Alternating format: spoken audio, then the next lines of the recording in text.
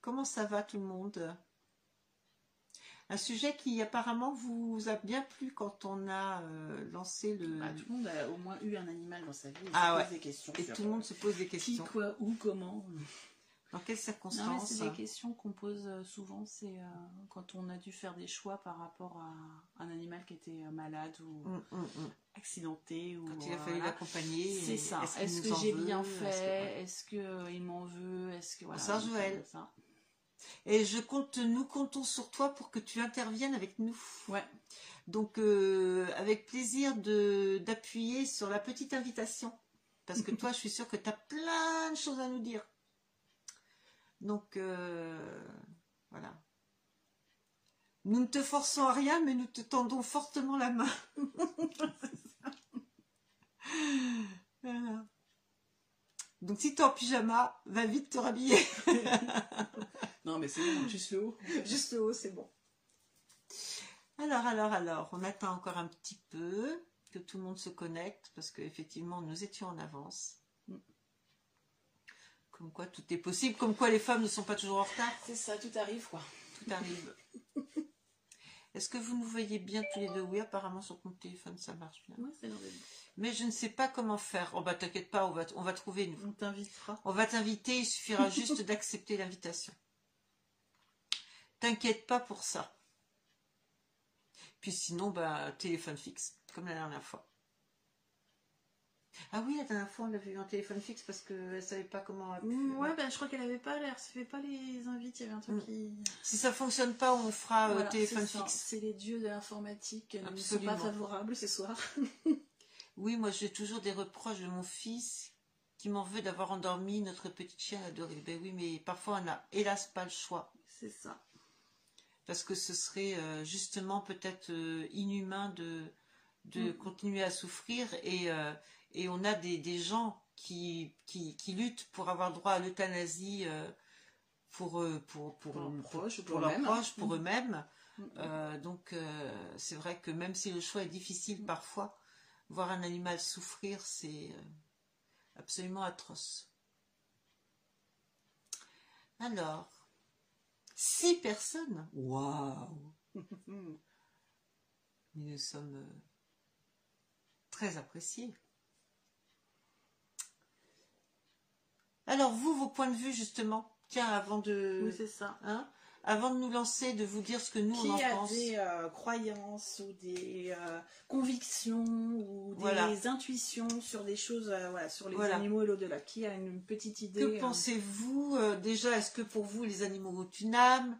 Est-ce que cette âme a un cheminement lorsqu'ils nous quittent? Est-ce qu'elle a un chemin, enfin, est-ce qu'elle atterrit quelque part de particulier? Est-ce qu'elle revient? Est-ce qu'elle reste avec nous? Est-ce qu'elle reste avec nous? Est-ce que vous avez eu l'occasion de les ressentir? Nous, on est très curieuse de savoir ce que vous en pensez. Bah, puis on attend leurs témoignages aussi. Et on attend les témoignages. Un animal qui était parti. Ou... Bien sûr. Ah, c'est ça. Ou alors, vous pouvez aussi nous dire si vous y croyez ou absolument pas et pourquoi vous n'y croyez absolument pas. Ça peut être tout à fait intéressant également. C'est ça. Et nous, on vous donnera notre point de vue après. Alors, qui se lance? Qui a quelque chose à nous dire? Hélène, toi qui es entourée d'animaux de toutes parts et de toute espèce, quel est ton point de vue? Est-ce que pour toi, les animaux déjà ont une âme? Bien sûr qu'ils ont une âme, d'accord? Ça, c'est le point de vue de Sophie. Les autres, qu'est-ce que vous en pensez? Est-ce qu'ils ont une âme? Alors, tout dépend de ce que on définit comme étant une âme. Est-ce que c'est forcément une capacité à penser, à réfléchir, voilà, et si c'est une capacité de ce style-là, sur quel plan de réflexion? C'est ça. Alors, pas tous à la fois, hein, on va pas réussir à tout dire. C'est compliqué aussi. Hein. Ouais. Hein, c'est un sujet, voilà. Les animaux ont-ils une âme? Vous avez 4 heures. Et on ne triche pas. C'est ça. Non, ça fait partie des choses où tu peux pas non plus. Enfin, ça te demande un petit peu de réflexion aussi. Ouais. Brûle pour point, tu peux pas te lancer en disant. Mais je suis sûre qu'on y a tous réfléchi. Ah bah de toute façon, on a tous notre opinion aussi sur un petit peu la place de l'animal. Voilà. Ben moi, même si je les adore, je ne sais pas pour l'âme, c'est compliqué. D'accord.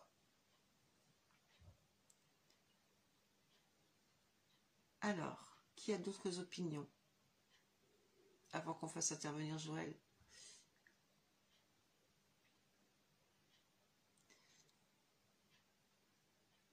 Qu'est-ce que tu définis, je rigolais en le demandant, Hélène, mais qu'est-ce que tu définis comme étant une âme? Qu'est-ce que c'est pour toi une âme? Justement, ça va te permettre aussi d'éclaircir un peu ton point de vue. Qu'est-ce que c'est qu'une âme pour toi? Et t'as pas 4 heures.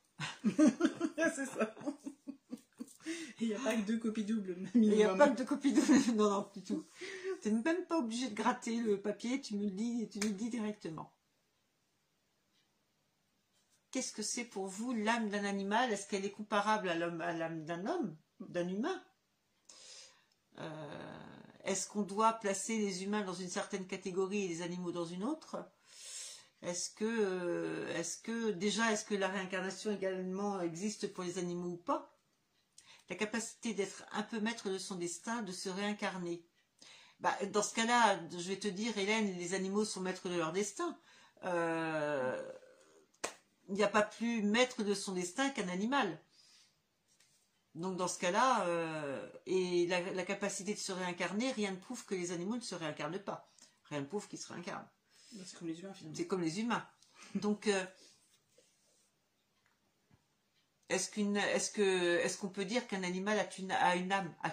Bah moi, je crois que ce qu'il faut déjà se dire, si on réfléchit déjà aux racines grecques du mot, donc du mot âme, la racine c'est anima en grec, et anima en fait, ce qui a donné aussi animal, ça veut dire le souffle. Donc anima, c'est le souffle de la vie. Voilà. Et donc ça sert à la fois à décrire effectivement un souffle de vie et à la fois du coup un animal. Donc il n'y a pas de raison que les deux sont conjoints, c'est la même étymologie, donc il n'y a pas vraiment fait de différence. L'âme, finalement c'est une énergie, c'est une conscience qui a une existence, donc tout comme les humains ont une conscience, les animaux ont une conscience aussi. Ouais, ils ont des émotions, ils ressentent des peurs, ils ressentent la douleur. Tout à fait. Donc pour moi il y a vraiment, voilà, je pense que du coup... On peut dire qu'un animal est pourvu d'une âme au même titre qu'un humain, tout à fait. Quand je vois la pureté des animaux, je me dis que si eux n'en ont pas, eh bien les hommes, je suis d'accord avec toi. Voilà, c'est ce qu'on va soulever dans plusieurs points, effectivement, c'est que, ouais, voilà, les animaux, en plus, sont pur amour, amour inconditionnel, c'est ce qu'on disait tout à l'heure. Alors, je vais vous laisser quelques minutes avec Céleste. C'est ça. Et Joël nous dit, oui, ils sont maîtres de leur destin car ils choisissent leur maître. Donc ça, c'est ce qu'on effectivement on va voir tout à l'heure. Il y a ce qu'on appelle le contrat d'âme. Donc faut pas croire effectivement que les choses arrivent comme ça et puis que finalement nous choisissons les animaux. C'est plutôt l'inverse en fait. Hein, chaque animal passe avant son incarnation ce qu'on appelle un contrat d'âme. Donc c'est un peu finalement comme les humains. Qui le lie à son ou ses gardiens ou personne qui va éventuellement dans le cas d'animaux sauvages ou d'animaux un peu errants. Ça va être aussi un contrat qui le lie à des personnes qui va le croiser et à qui effectivement il va se lier d'une façon ou d'une autre. Donc autrement dit, effectivement, c'est l'animal qui va choisir un peu son chemin de vie, donc son destin. Donc ça veut dire aussi que même les parcours les plus compliqués pour les animaux, donc là on va parler de maltraitance, on va parler de maîtres qui les tapent, voilà, il faut être conscient que ces animaux-là ont choisi ce parcours. Donc voilà, ça, on vous laisse déjà cogiter sur ce premier point. Si je vois tout ce qu'on leur fait comme horreur, notamment les animaux de chair, abattoirs et autres, je préfère penser qu'ils n'ont pas d'âme. C'est trop affreux, Hélène nous dit. Ben oui. Donc après, voilà, il faut être conscient qu'à travers le contrat d'âme, ils ont choisi effectivement leur destinée. Et que malheureusement, ben voilà, c'est un choix qui a été fait. Donc ça, c'est quelque chose qui s'applique en fait à tous les animaux finalement. Donc, quand ils remplissent ce contrat d'âme, finalement, ils signent pour passer leur temps sur Terre, du coup, et les partager avec nous. Alors, on parle là surtout des animaux domestiques. Et en fait, pourquoi est-ce qu'ils viennent sur Terre? Alors, ils ne sont pas comme les humains qui ont des choses à apprendre et qui doivent, du coup, revenir sur des erreurs, comprendre des choses pour avancer et s'élever. L'animal, lui, il est déjà parfait quasiment, donc il a pas grand-chose à apprendre. C'est plutôt lui qui est là pour nous apprendre des choses. Du coup, il est pour nous. Finalement, quand on les observe, les animaux au quotidien, on peut apprendre effectivement plein de choses. Donc, la découverte de l'amour inconditionnel, c'est-à-dire que même chez des maîtres qui se comportent très mal avec leurs animaux, le chien, il aime son maître, quoi. Hein. La loyauté, ça nous apprend effectivement la loyauté, le sens des responsabilités et de l'engagement, c'est-à-dire que s'occuper d'un animal, du coup, c'est un engagement, c'est une responsabilité. Le respect aussi de toutes les vies, quand on est enfant, quand on a les premiers animaux, on apprend aussi à respecter la vie de chacun, et puis le fait qu'il n'y a pas finalement de hiérarchie, que toutes les vies valent la peine d'être vécues, et que notre vie d'humain n'est pas plus importante que celle des animaux. Tout à fait. Et puis, on apprend surtout à vivre dans le présent. C'est-à-dire que l'animal, lui, est toujours dans le présent. C'est-à-dire qu'il n'y a pas de... Il se projette pas, il n'y a pas de passé, il n'y a pas de futur. Il fait tout et dans le présent. Et il vit dans la joie et la simplicité. Donc, dans le don de soi, dans le c'est ça, puis le fait de profiter à son maximum et de profiter de ses sens, voilà, sans filtre. Sans penser, sans contrainte, sans a priori, sans penser à ce que vont penser les autres. Donc ça fait partie des choses qu'ils ont à nous apprendre. Parce qu'en fait, moi, je pense qu'ils sont... Enfin, je sais pas si tu es d'accord avec moi. Je pense que les animaux n'ont rien à apprendre. Non, par contre, ils ont plein de choses à nous apprendre. Absolument. Peut-être à nous apprendre ou à nous réapprendre. Parce que quelque part, cette évolution qu'on met en avant en tant qu'humain, notre fameuse civilisation, etc., nous a fait perdre de vue beaucoup de choses essentielles qui font le quotidien des animaux et qui font que de temps en temps, on se dit qu'ils sont, entre parenthèses, bien sûr, je ne parle pas des horreurs qu'on leur fait subir, mais qui à la base sont plus heureux que nous. Parce que eux, justement, sont dans le lâcher-prise total. Ouais. C'est ça. Il faut faire comme le chat. Total. Alors, Hélène nous dit, comment expliquer un amour inconditionnel des animaux depuis sa naissance, ne pas respecter plus les humains que les animaux, par exemple? Alors, j'ai du mal à saisir le lien entre la... Ne pas respecter plus les humains que... Comment expliquer un amour inconditionnel? Moi, je dirais que, tout simplement, les animaux vivent sans avoir besoin de nous. C'est plus nous qui avons besoin d'eux que le contraire. Non, puis ils vivent surtout sans avoir besoin du regard des autres, voilà, de l'approbation des autres. Ils vivent selon en fait leurs instincts, voilà, selon leurs envies aussi. Hein, c'est ça. Hein, donc et ils n'attendent rien de nous. Ouais, et ils n'ont aucun jugement de toute façon. Voilà. Pour eux, il n'y a pas de situation mauvaise, il n'y a pas de situation bonne. Ils sont dans une situation point barre, comme ils sont tout à fait dans le présent, qu'il n'y a que l'instant présent, ils ne sont pas capables de te dire si cet instant présent il est bien, pas bien, ils le vivent point barre. Totalement. Totalement. Donc, comme ils sont en attente de rien, ils prennent ce qu'on leur donne, ils nous donnent ce qu'ils ont envie de nous donner.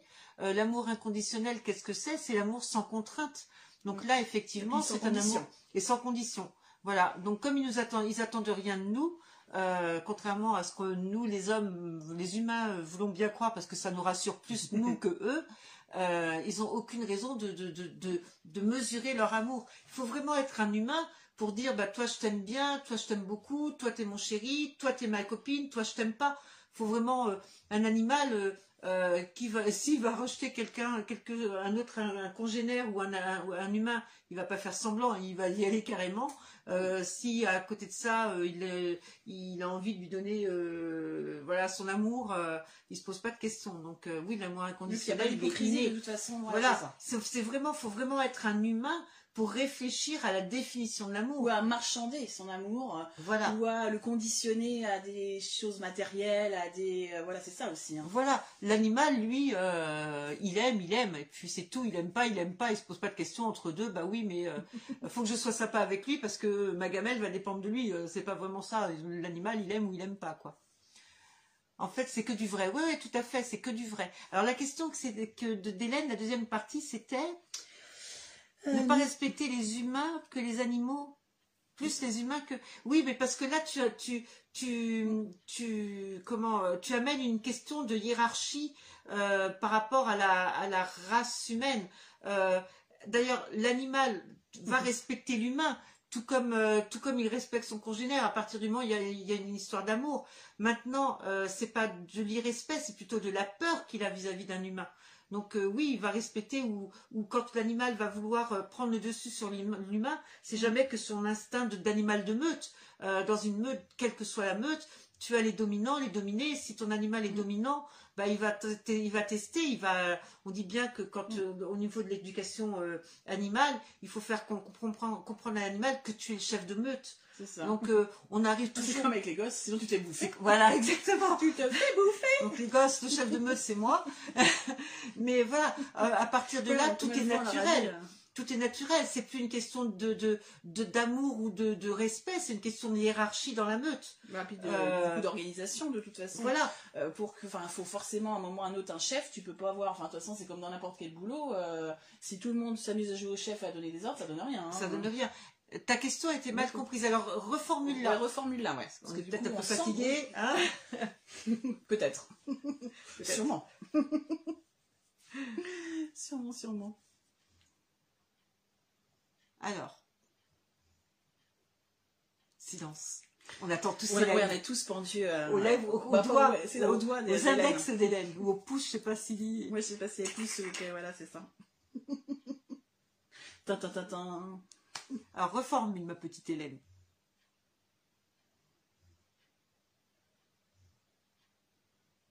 Donc à partir de là c'est vrai qu'on parle plutôt de l'amour et de la raison de vivre des animaux, mais justement, on va basculer après sur l'au-delà, puisque c'est la continuité de leur perception d'ici. On disait tout à l'heure avec Céleste. Alors, en fait, je voulais dire, comment expliquer que moi, humaine, j'ai un amour inconditionnel depuis ma naissance pour eux, d'accord, et aucune hiérarchie dans ma tête. Bah, tout dépend de l'éducation que tu as reçue, de ta sensibilité. Si tu as toujours été, si déjà tu es hypersensible, en plus tu es empathe, si tu es dans la bienveillance et que on t'a élevé avec des animaux, tu seras beaucoup plus dans l'amour inconditionnel vis-à-vis d'eux que quelqu'un qui a été élevé à New York sans animaux déjà, sans contact avec les animaux, ou dans une famille qui pratique la chasse ou des choses comme ça, voilà. Où les animaux sont des outils finalement, et ils ont un regard du coup sur l'animal qui est complètement un objet qui vous appartient et qui vous sert à quelque chose. Voilà. Donc qui vous sert pour du loisir, comme un vélo vous servirait pour voilà. Du loisir, donc il y a ça.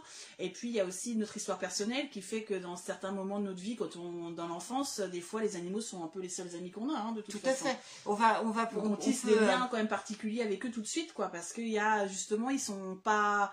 Je crois que n'importe quel enfant sent tout de suite chez un animal qu'il y a de l'amour, que c'est sincère déjà. Tout à fait. Qu'il y a cette espèce de sincérité, qu'il n'y a pas de danger, que ce qu'il te donne c'est 100% vrai, que ce que toi tu lui donnes, il le prend comme ça entièrement, comme tu lui donnes, sans condition, sans... C'est ça. Je crois que le truc c'est ça. Il suffit de crier sur un animal injustement et puis de voir qu'il se couche, il attend que ça passe et 5 minutes après il te donne tout son amour. Je les adore. Quand j'étais petite, du coup Hélène nous dit qu'elle faisait traverser du coup les escargots et les insectes pour ne pas qu'ils se fassent écraser. Bon, moi c'est un peu pareil, je le fais encore maintenant.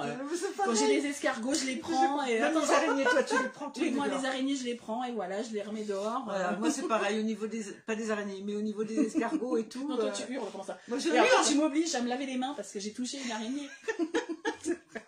Ouais, c'est ça. C'est vrai. Mais je hurle pour la prévenir qu'elle est en danger sur mon territoire et pour qu'elle se sauve, en fait. Donc, ce truc, tu es rentré dans mon périmètre. Je ne vais pas chez elle. Pourquoi elle vient chez moi? Ah, oui, c'est ça. Donc, Alors, mes parents étaient respectueux, mais mon frère était sadique et ma sœur s'en fichait. Oui, tout à fait, mais tout dépend aussi de ton empathie, Hélène. Voilà. Je voulais dire aussi tout à l'heure une comparaison. Moi, je me souviens, quand j'étais gosse, il n'était pas rare, en rentrant dans une ferme, de voir un chien qui dormait dans la boue, qui avait une niche minable, qui avait une chaîne au cou, parce qu'il était là juste pour aboyer au cas où il y avait quelqu'un qui arrivait. Voilà. Et à côté de ça, on a les bergers en montagne, avec leurs chiens qui ont une véritable symbiose et qui parce qu'ils sont totalement interdépendants de toute façon. Tout à fait. Donc tout dépend. Bonsoir Nat. Tout dépend du rapport que tu as à l'animal dès ton enfance. Puis les rapports qu'on se fait autour de toi. Oui, bah c'est ça, ce qu'on t'a montré de toute façon, hein, c'est sûr. Hein. Donc après, c'est plus une question d'évolution, c'est une question de... C'est encore... Là, il n'est même pas question de l'animal, il est question encore de l'humain, quoi. Oui, bah oui, de la considération qu'il a et aussi de la conscience qu'il a et quelque part, c'est totalement de l'empathie. C'est quelque part le pouvoir de se mettre à la place de l'animal, de savoir qu'il ressent des choses. Quand pour toi, il se passe rien et que l'animal ne ressent rien, c'est tellement facile. Voilà, tout à fait. Donc c'est vrai que l'éducation y est pour beaucoup, mais pas que Ah je pense. c'est Oui, sûr, tout à fait, c'est de ce qu'on toute te dit. façon, ouais. Certaines personnes très gentilles avec les humains n'arrivent pas à avoir d'empathie pour les animaux, mais on dit souvent. Alors, et la suite, j'ai peur d'appuyer parce que Attends, après mon téléphone il va va partir en bugger. vrai. Tac, tac, tac, tac, tac. Ils ne font pas exprès. Oui, tout à fait. Par contre, j'allais te dire que on dit souvent que tu ne peux pas, si tu n'aimes pas les animaux, tu n'aimes pas les humains. Il y a souvent, mais il y a bizarrement, souvent, l'inverse n'est pas voilà, et bizarrement, l'inverse n'est pas vrai. vrai. Par contre, est-ce que c'est ne pas les aimer ou est-ce que c'est simplement ne pas les connaître, ne pas savoir comment communiquer avec ne pas eux leur faire de place, tout et ne simplement. pas leur faire de place ou peut-être même en avoir peur parce Ou qu'on ne peut pas très avoir bien, envie. voilà, on peut C'est très bien compliqué avoir aussi la. d'ouvrir son cœur à un animal parce que finalement, tu es conscient qu'il peut partir, donc c'est quelque part aussi, tu es vulnérable si tu veux à ça. Ouais, tout à fait. Il y a des gens qui n'ont pas envie de se lier à un animal, qui peuvent perdre, enfin je veux dire, quand tu vois la durée de vie, l'espérance de vie, on va dire, je préfère dire ça, la durée de vie, on dirait des piles, l'espérance de vie de certains animaux, Tout à fait. du coup, bah ouais, de 3-4 ans, tu vois, les lapins, les choses comme ça, tu te dis, Voilà. Il y a des gens qui ne préfèrent ne pas en avoir. Bah c'est ça, ne pas en avoir parce que bah, du coup derrière c'est se dire je sais pas si je vais être capable de gérer. Donc l'association de facilité dans ces cas-là c'est de se dire non je prends pas d'animaux, les animaux ça m'intéresse pas. Puis, parce que il y a aussi cette sensation de confort, les gens qui veulent pas avoir du poil partout chez eux ou qui veulent partir en vacances, voilà, qui veulent partir en vacances, qui veulent pas avoir d'obligation. Il y a aussi la transmission de la peur. La personne qui s'est fait mordre par un chien quand elle était jeune, elle va transmettre cette peur à son enfant, totalement. elle va dire ah là là n'y va pas, c'est un chien, c'est dangereux. Donc tout ça, il y a beaucoup de choses qui rentrent en compte. Je pense réellement c'est pas forcément lié aux parents non plus. Parce que voilà. Quand tu as la psychogénéalogie, tu peux très bien avoir des histoires de comportement envers les animaux qui remontent à des bien plus haut, tu vois. Et puis même par rapport à ta propre vie, toi, si jamais tu as eu un problème avec un animal dans une vie antérieure, peut-être que tu as un traumatisme qui est resté là également. Donc je pense que voilà, dans tout ça, il n'y a rien qui dépend de l'animal. L'animal, il est là, il vit. Tu lui donnes ton amour, s'il en a envie, il l'accepte. C'est vrai que le chat qui est en face de moi, qui est en train de vivre sa meilleure vie, parce que voilà, et le lion qui est dans la montagne, il y en a un qui va accepter mon amour, l'autre qui en aura rien à faire et qui surtout qu'il a encore pas envie de me voir sur son territoire. Voilà. Mais c'est vrai que là encore, on hiérarchise. L'amour, mais c'est nous, humains, qui hiérarchisons, qui analysons cet amour-là. C'est bien qu'on a besoin de tout mettre dans des petites boîtes, de tout classer, de tout... L'animal ne va pas se poser de questions. Alors justement, si l'animal ne se pose pas de questions et s'il vit sa meilleure vie ici, ou voilà, une de ses vies ici, qu'est-ce qu'il en est au moment de la mort ? Justement, puisque c'est le sujet du live. Alors, je vais quand même juste répondre à la question, c'est Muriel, du coup, qui a posé une petite question. Comment explique-t-on que certains animaux, comme un chat ou un chien, ressentent le proche décès d'une personne? Donc ça, on va en parler tout à l'heure. Donc, du fait, effectivement, que, du coup, les animaux qui sont encore vivants peuvent avoir des liens, effectivement, avec les animaux qui sont déjà partis. Parce que finalement, cet amour, il s'arrête jamais. Donc, ça, on verra ça tout à l'heure, effectivement. Puis, ils ont une sensibilité, effectivement, particulière aux choses plus subtiles. Voilà. Puis, il ne faut pas oublier une chose très importante à mon sens, c'est que eux ne sont pas pollués. Nous sommes pollués par beaucoup de choses, par des croyances, par des peurs. C'est pour les frappadingues. Voilà. Donc il y a des trucs de secte. Exactement. Mon explication préférée. Aujourd'hui, c'était pas aujourd'hui, c'était hier. Hier, parce que bien sûr, nous on a nos opinions, mais on a voulu vous apporter un maximum de réponses, donc on a bouquiné, et je suis tombée hier sur un monsieur qui faisait parler un cochon d'Inde. Et le cochon d'Inde, il lui parlait d'amour inconditionnel. C'est un cochon d'Inde décédé qui lui parlait d'amour inconditionnel, de conscience, etc. Je me dis, bon, il faut y aller doucement.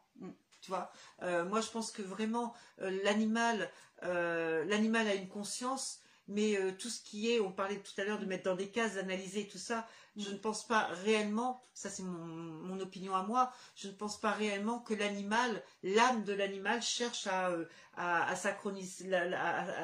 synchroniser tous les termes, tu vois, à parler de l'amour inconditionnel, quelque part c'est une invention à nous, quoi. Oui, mais non, puis là-bas ils sont pareil qu'ici, ils sont toujours dans le présent. Voilà. Il n'y a pas donc, du coup, il n'y a pas de recul à avoir, puisqu'en fait ils vivent les choses point barre. Voilà, je ne vois pas un cochon d'Inde. Il ne fera jamais de psychanalyse, le cochon cochon. Voilà, je ne vois pas un cochon d'Inde, l'âme d'un cochon d'Inde venir nous voir en nous disant voilà, il faut que tu penses à ton évolution parce que le maître spirituel, machin. Ouais, c'est terrible, là je suis en train de m'imaginer un cochon d'Inde sur un divan, tu sais, en train de faire une psychanalyse.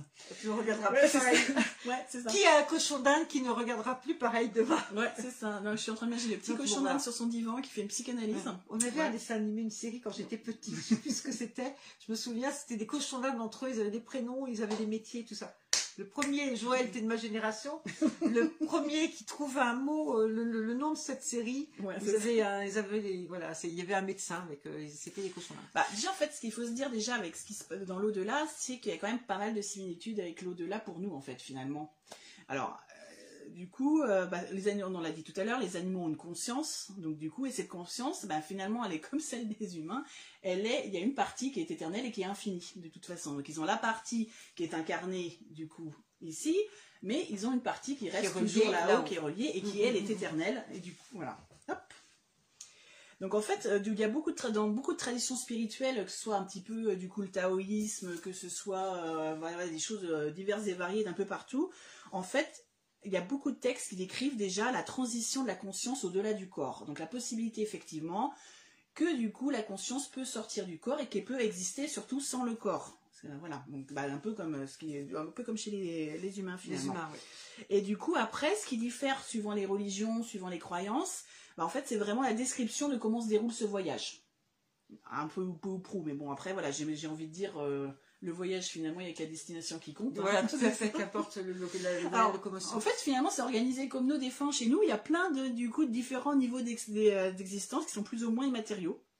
Du coup, et avec des densités énergétiques différentes. Donc ça c'est Leïla Delmonté qui explique ça, parce qu'elle du coup elle fait de la communication animale, elle fait beaucoup de communication animale défunts. Ouais. Et du coup elle pose souvent ces questions, qu'elle a beaucoup travaillé avec ses guides effectivement, donc elle travaille aussi beaucoup avec les Indiens du coup aux États-Unis sur voilà, qu'est-ce qui se passe pour l'animal du coup une fois qu'il a passé de l'autre côté. Et effectivement elle équipe ça, c'est qu'en fait ils ont des mondes un peu différents, donc il y a plusieurs couches, plusieurs strates, comme chez nous, plusieurs plans, finalement, c'est ça. Il n'y a pas de raison avec des énergies plus ou moins denses. Donc si les couches qui sont le plus proches de nous sont beaucoup plus denses, excusez-moi.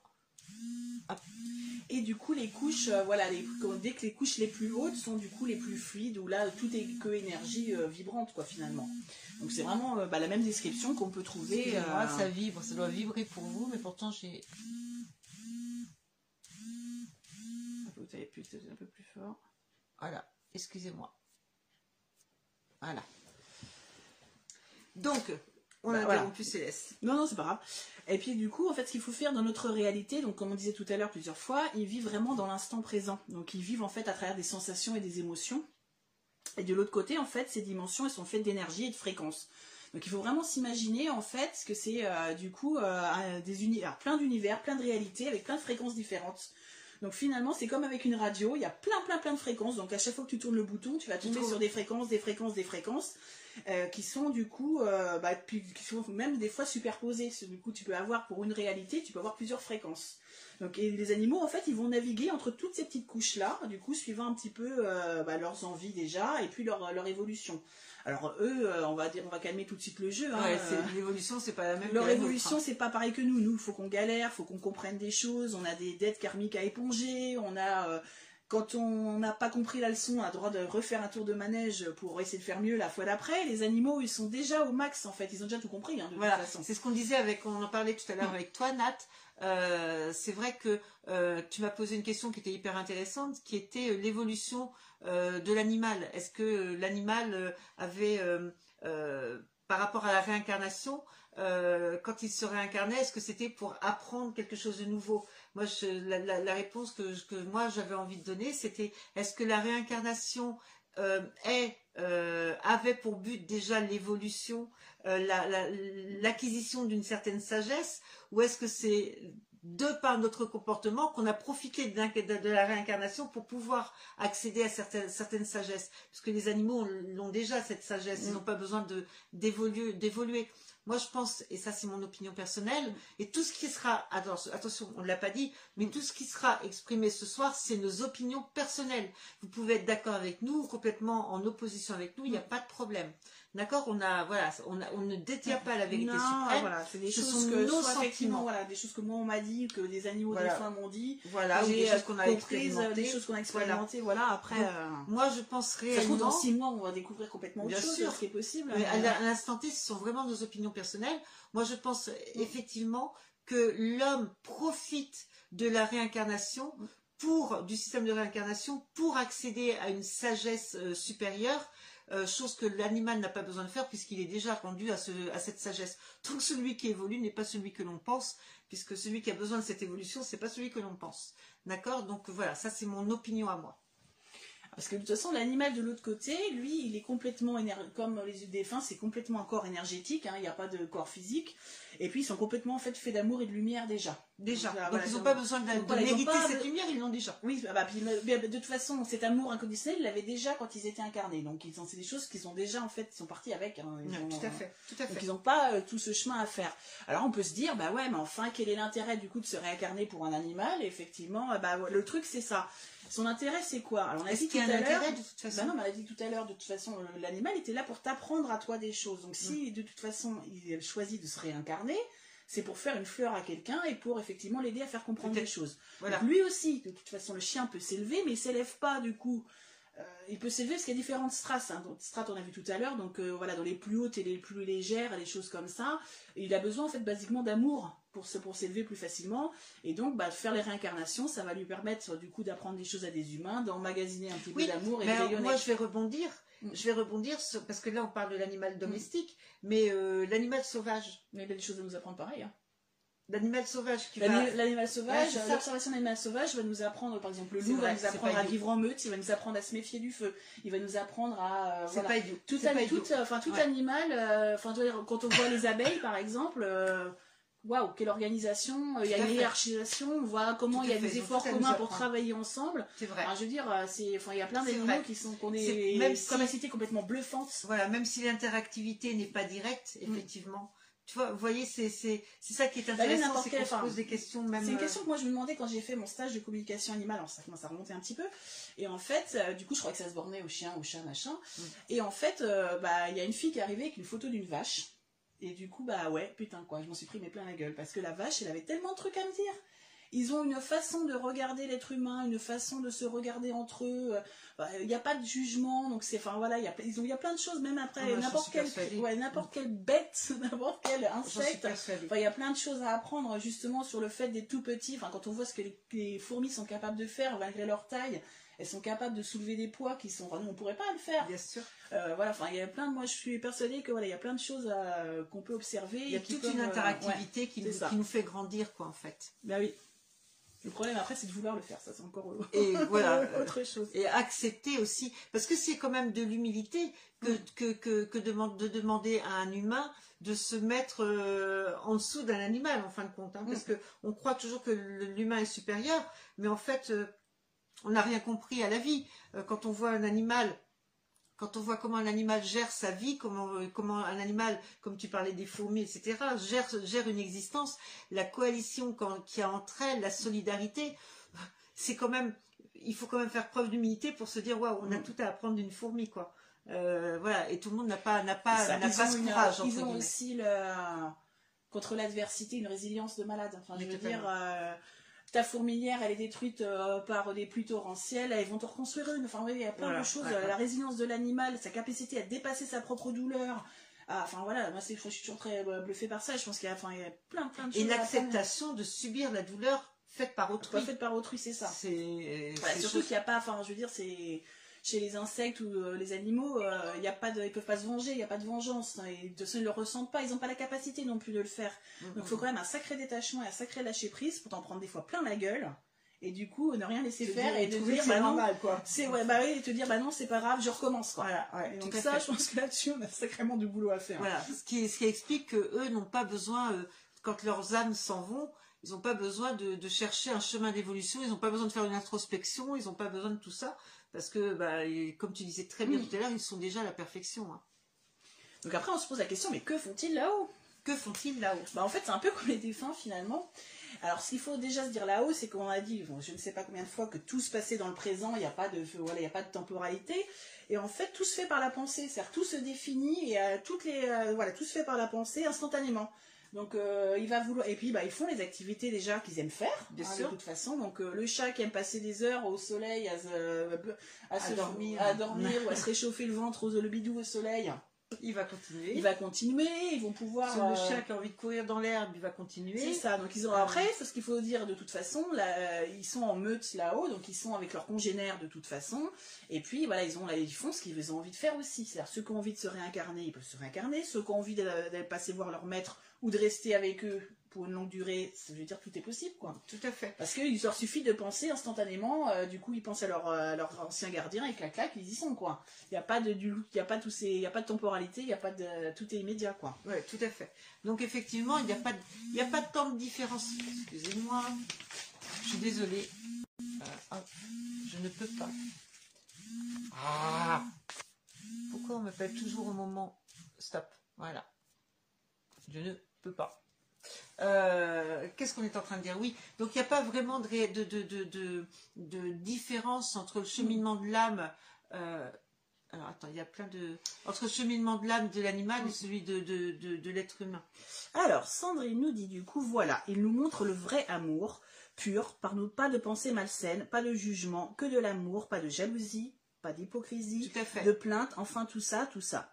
Ils ont aussi de l'empathie, nos animaux domestiques, car ils ressentent énormément les choses et quoi que l'on puisse faire, ils sont là. Donc oui, comme vous dites, ils ont un énorme détachement, ce qui manque à l'humain. Bah, exactement. Ils sont bien au-dessus de nous, contrairement à ce qu'on veut bien penser. Ils sont bien au-dessus de nous. Bah, surtout, je veux dire, quand on voit le destin de certains animaux qui choisissent une vie de maltraitance, et puis pour être là, et puis voilà, ou qui vont avoir une vie de maladie, de souffrance pour apprendre à leur humain, du coup, à gérer la perte, à prendre la décision du départ, à aussi quelque part recommencer à vivre, et voilà, c'est énorme, quoi. Ouais, c'est vraiment, moi je suis toujours hyper admirative du chemin du contrat que l'animal a signé au départ, quand il est parti pour une vie où il sait qu'effectivement il va avoir une maladie, qu'il va avoir la douleur, qu'il va pas être bien traité, et puis qu'il y va quand même en se disant j'y vais parce que je veux lui apprendre des choses, et puis ça va lui servir, quoi. Ils ont une empathie énorme vis-à-vis de l'humain. Oui, non, mais de toute façon, voilà, ils sentent immédiatement quand vous avez vous êtes un peu le blues, un peu, voilà, ils sont capables, ils sont totalement, le chien, surtout le chien ou le chat, ils sont totalement en adéquation avec leur gardien, de toute façon, avec son humain. C'est-à-dire qu'ils savent tout à fait ressentir les moments où ça va pas bien, où ça va bien. Bien sûr. Quand vous avez la joie, quand vous allez voir, ou pas les voir. De toute façon, souvent, il suffit de penser à eux pour qu'ils viennent. De toute façon, souvent c'est ça. Ouais, ils sont quelque part, ils captent un petit peu nos pensées. Nos émotions. Ouais, c'est ça. Alors après, justement, sur le départ, qu'est-ce qu'on peut dire sur le départ finalement de l'animal? Alors, il n'est pas si différent de nous, d'une autre. Sauf que lui, lâche prise plus vite. C'est ça. Alors, ce qu'il faut se dire, c'est que oui, c'est clair de toute façon que perdre son animal, c'est tout aussi cruel que de perdre un humain, même des fois plus. Ouais, parce qu'il y a des fois des gens qui n'ont pas de relation trop avec des humains parce qu'ils ont un peu de mal, et qui du coup ont une vraie relation hyper forte avec leur animal, qui est vraiment leur seul, presque des fois leur seul ami. De toute façon, donc c'est vrai que voilà, c'est pas parce que c'est un animal que ça rend du coup la perte ou le manque plus facile à gérer, bien quoi qu'on en dise. Tout à fait. Ce qui est très normal, très compliqué à entendre, c'est quand on nous dit c'est pas grave, c'est un animal, donc tu peux le remplacer, etc. C'est très compliqué. Le deuil de l'animal est tabou de toute façon, parce que voilà, les gens qui restent un temps sans pouvoir prendre un autre animal parce que justement ils n'ont pas accepté la mort de leur animal précédent. C'est un vrai deuil qu'il y a à faire, bien sûr. Et puis de toute façon, on va dire carrément que le gardien de cet animal, de toute façon, il est rarement prêt à ce que son animal parte. Il y a une très jolie chanson pour ceux que ça intéresse. La fan de Linda Lemay se réveille, c'est moi. Il y a une très jolie chanson de Linda Lemay qui s'appelle Charlie, où elle explique le deuil de son animal et la pudeur dont elle fait preuve, parce qu'elle a presque honte de devoir vivre avec cette peine-là. Écoutez-la, elle est très très très chouette, cette chanson-là. très révélatrice en plus de nos. Alors, Sandrine nous dit, c'est pour ça qu'ils n'ont pas la parole, ils ont déjà tout et au moins ils disent pas de conneries eux. Bah oui, ça, tout à fait. Ils en font, mais ils en disent pas. Oui, ouais, ils en font, mais c'est pour mettre à rude épreuve de patience et tout ça. C'est pour nous apprendre la patience. T'as bien réussi aujourd'hui, hein. Ah bah oui, ils y vont à fond. Alors oui, donc voilà, donc bah ouais, on est tout à fait d'accord. Ça fait, ouais, c'est compliqué, ça fait mal quoi. Ça fait très très mal. C'est ça. Alors très, après, très la chose qui est, alors ça n'éponge pas les larmes, mais voilà, ce qu'il faut quand même rappeler et qu'il faut, ouais, c'est arriver à accepter, c'est que la mort, en fait, c'est pas une fin. Hein, ça, on le dit pour les humains, mais c'est vrai pour les animaux. Et eux aussi. le savent déjà. C'est ça. Le compagnon, il va, voilà, il va simplement autre part. Il va, alors déjà, il y a une période de repos, déjà, parce qu'effectivement, il a besoin d'une guérison, il a besoin, comme n'importe quel défunt, comme nous, qui, voilà, d'être un peu remplumé, d'être remplumé énergétiquement, on va dire. Et puis il y a une petite période de transition où il doit comprendre les choses alors, eux ils ont beaucoup moins de difficultés que les humains à comprendre qu'ils sont partis et à passer de l'autre côté. Hein. Oui, parce que pour eux ça dure nettement moins longtemps. Voilà, c'est une continuité. Et puis il faut pas oublier qu'en plus eux voient leurs congénères qui sont décédés. Donc c'est ça. Les animaux en plus ont un sens effectivement qui leur permet d'avoir toujours ce contact avec les animaux défunts avec qui ils vivaient précédemment et finalement bah pour eux l'état de mort n'existe pas puisque comme ils sont tout le temps à l'instant présent ah tiens t'es là voilà c'est ça. Alors par contre il y a quand même une question qui se pose, c'est effectivement ces animaux qui vont sur la tombe de leur maître et qui pleurent et qui parfois se laissent mourir. Donc je pense quand même qu'ils ont une empathie, je pense qu'ils ont une empathie, c'est une évidence qu'ils ont cette empathie. Mais je pense quand même qu'ils souffrent de l'absence. Certains voilà, il doit y avoir quand même quelque chose qu'on n'a pas saisi vis-à-vis de ça. Alors, de toute façon, il y a un truc qui s'appelle le fil d'or en fait. C'est l'amour qui lie un maître à son animal. Je vais pas dire maître, je dis un gardien à son animal. Ouais. Alors c'est ce que beaucoup appellent le fil d'or en fait. Donc c'est un lien qui du coup est incoupable, qui est du coup en titane, voilà, qui du coup lie son animal et qui fait que même effectivement des années après que l'animal est disparu, il a toujours cet amour pour vous, il vient toujours vous voir, c'est-à-dire ce lien est jamais rompu. Et ça c'est un truc qui s'appelle le fil d'or et ça apparaît dans beaucoup effectivement de religions, dans beaucoup de choses. Laila Del Monte elle en parle aussi effectivement, donc c'est ça le fil d'or. Donc c'est comme un fil voilà, qui est entre l'animal et son gardien. Et ce fil ne se coupe jamais. Voilà. Donc ça veut dire que voilà, ils ont toujours une petite pensée pour nous et inversement finalement. Voilà, tout à fait. Alors est-ce que les animaux sont prêts à partir? Alors ce qu'il faut déjà dire, à la différence de l'être humain, alors voilà, c'est que les animaux en fait fondamentalement ils ont le choix aussi. Ils n'ont pas peur. Non, mais ils ont le choix normalement et quand c'est bien fait. Ils ont le choix du moment où ils peuvent. Oui, c'est pour ça qu'on voit souvent des animaux qui commencent à s'éloigner, qui commencent à vouloir un peu de solitude, un peu de calme. Ils préparent leur départ aussi. Quand ma chienne est morte, mon chien est tombé en dépression. Il dormait toute la journée et ne mangeait presque plus. C'est ce qui s'est passé pour le mien aussi. Ouais. Donc c'est ça qui est formidable avec les animaux, c'est qu'ils sont capables d'être complètement du coup loyaux avec aussi bien leurs gardiens qu'avec du coup d'autres congénères ou même des fois interespèces aussi. Hein, du coup. Totalement. Et c'est vrai que voilà, ils sont vraiment, c'est vraiment l'amour jusqu'au bout quoi. Moi j'ai un chien qui est parti qui s'est laissé mourir de chagrin parce qu'il avait perdu sa femelle. Oui effectivement. C'est ça. Donc, ça veut dire qu'à la base, normalement, du coup, sauf circonstances, ils ont en fait le choix et ils savent déjà en fait quand est-ce qu'ils vont mourir. C'est compliqué. Donc, du coup, parce qu'en fait, le moment du départ, c'est ça qui est hyper important aussi dans la relation avec le gardien et dans le message que tu veux un petit peu lui apprendre. Parce que suivant ce que tu as à apprendre à ton gardien, il y a quand même des chiens qui ont besoin de faire comprendre, du coup, à leur gardien, justement, de gérer la perte, et des choses comme ça. Donc, du coup, qu'est-ce que j'en étais voilà.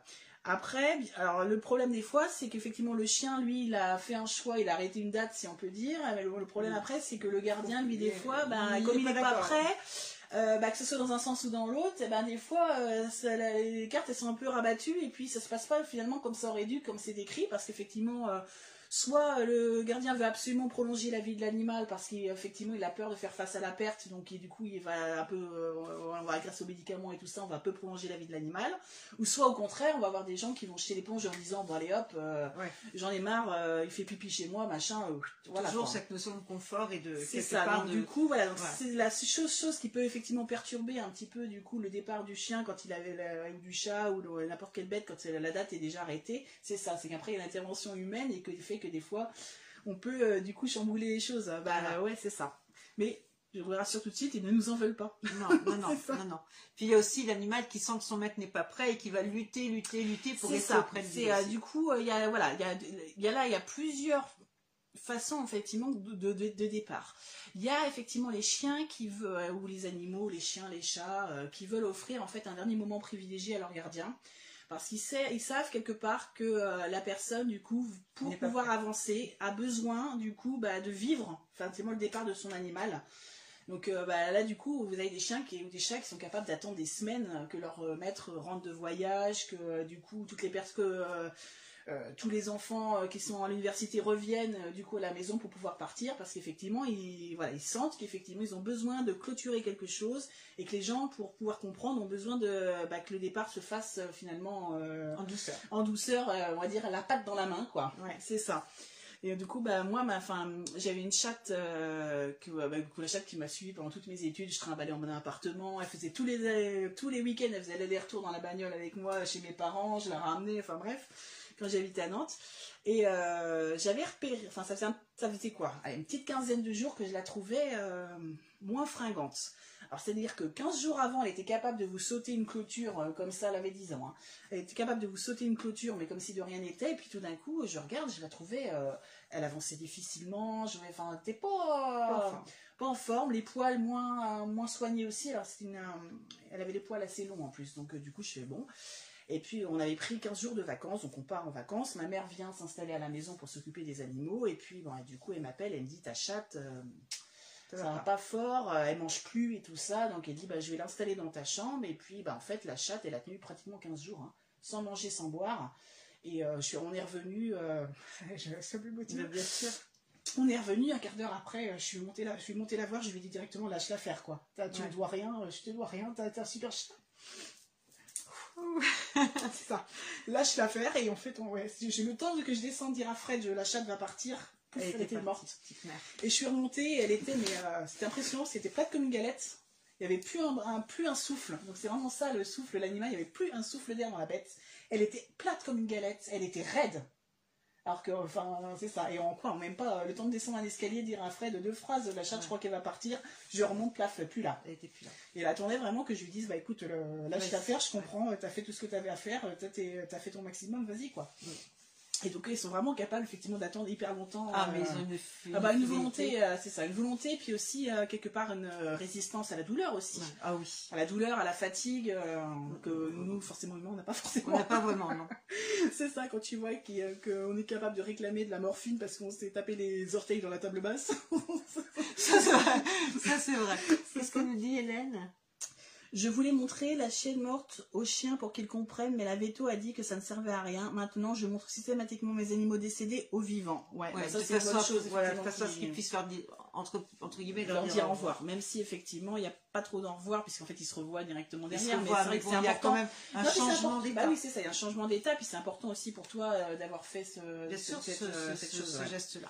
Donc il y a ça, puis il y a aussi, alors, truc contraire, il y a aussi les animaux qui ne veulent pas imposer ça du coup à leurs gardiens parce qu'ils savent qu'ils ne sont pas forcément capables de gérer du coup donc ils prennent la décision. C'est ça, donc ils prennent la décision de s'éloigner. Donc après, quand on réfléchit a posteriori, il y a toujours un moment où en fait le jour d'avant ou 2 jours avant où l'animal est venu et vous a fait dire au revoir.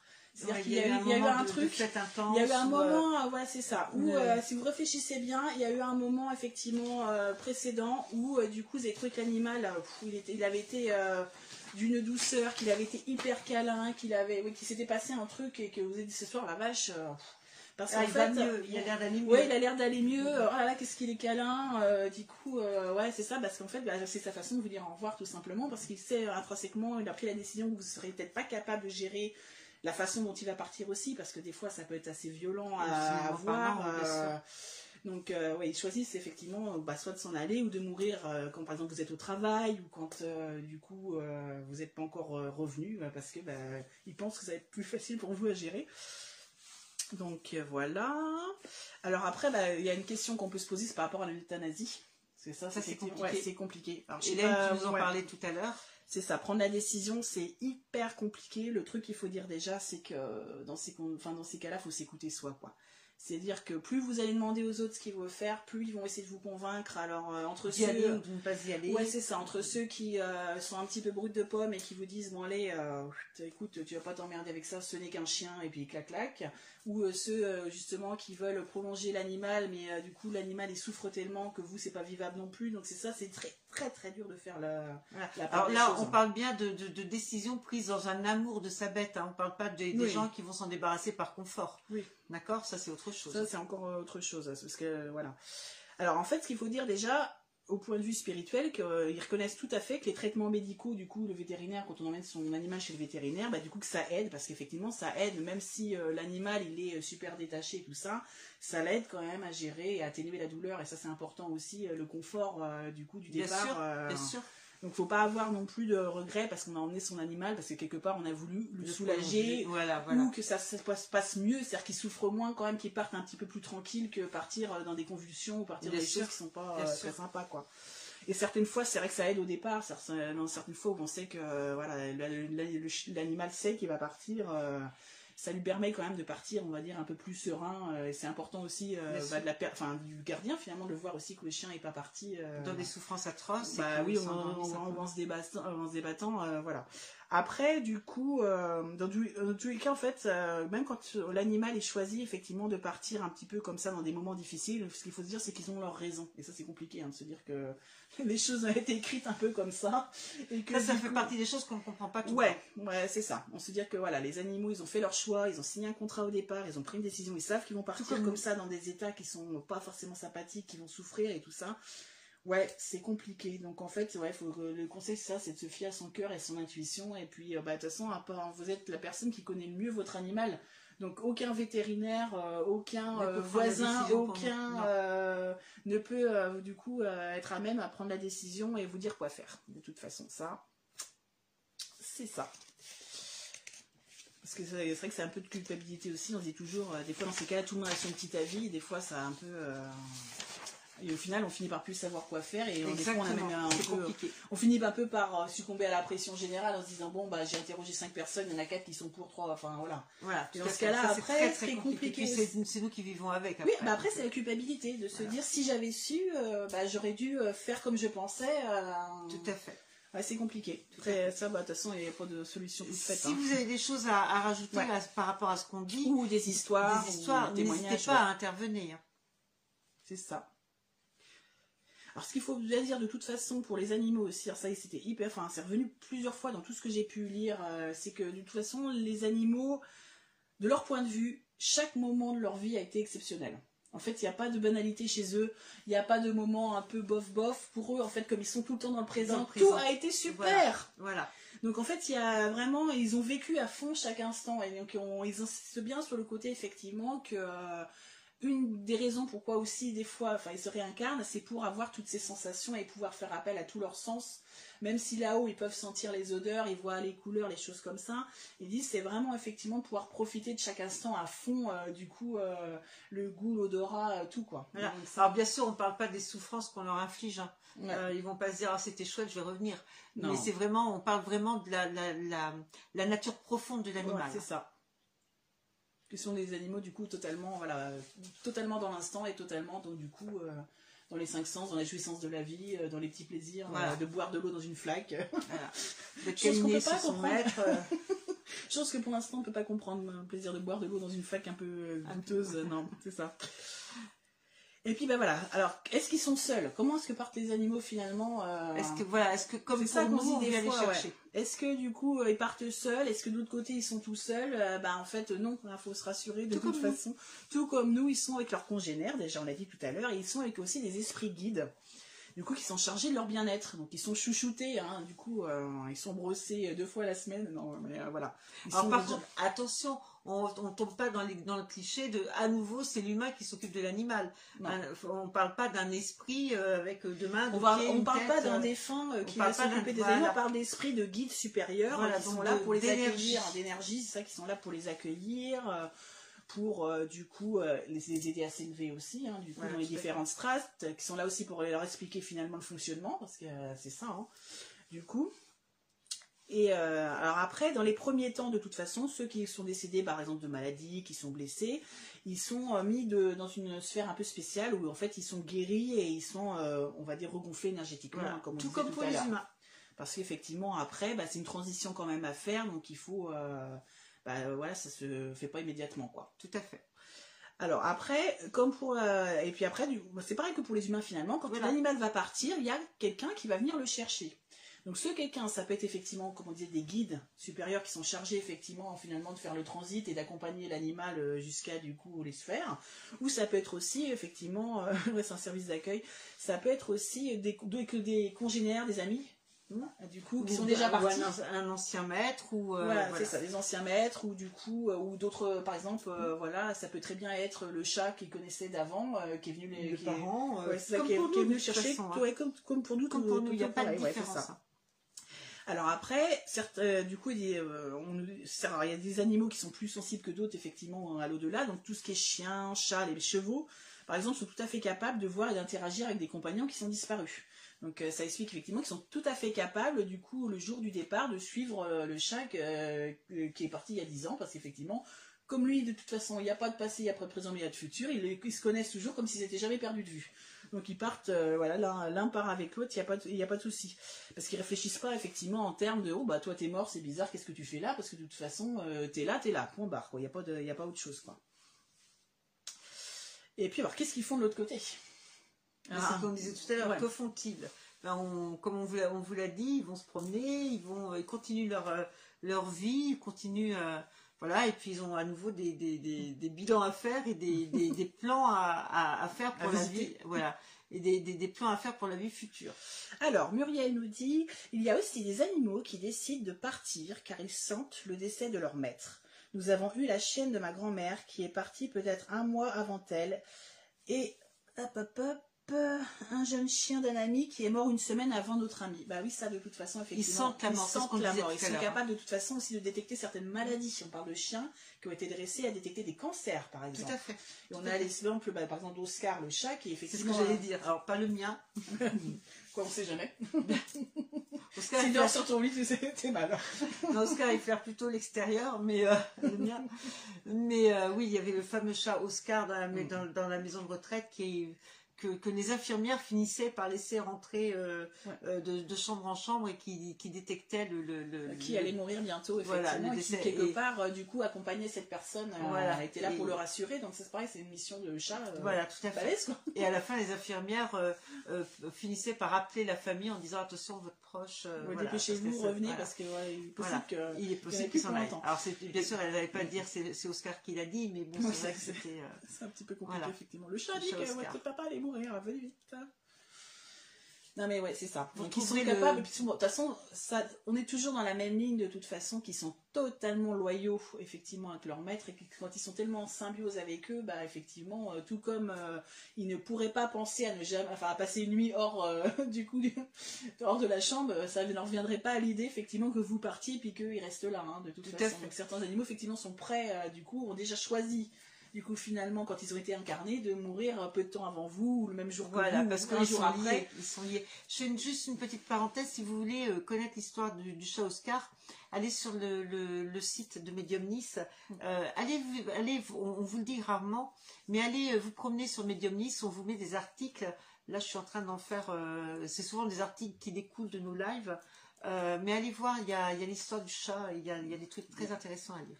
C'est normal, c'est nous qui les écrivons. Ouais, c'est ça peut être que bien. C'est forcément intéressant. C'est ça. Impeccable. Non, c'est ça. Puis il y a ça, puis bon, il y a certains animaux aussi, de toute façon, qui sont incapables aussi de continuer après le décès de leur maître et qui vont se laisser mourir de faim, par exemple. Oui, tout à fait. C'est vraiment cet amour inconditionnel, ce fil d'or dont tu parlais tout à l'heure. C'est ça, c'est le fil d'or, de toute façon, on est encore là-dessus.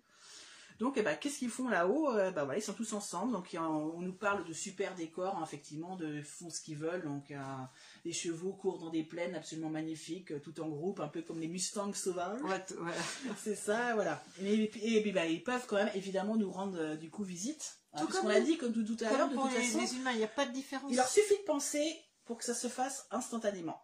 Donc du coup, voilà, il suffit qu'ils pensent à nous, qu'on pense à eux et quelque part ils entendent un peu cet appel. Du coup, finalement, nous on tire par le fil un petit peu métaphoriquement, et pour que du coup, bah clac, ils reviennent et ils sont du coup instantanément là. Il y en a d'ailleurs qui quittent quasiment jamais leur maître. Alors moi justement, j'allais faire ce que vous entendez, c'est la chienne qui qui tape au carreau, mais elle est à l'intérieur de la maison.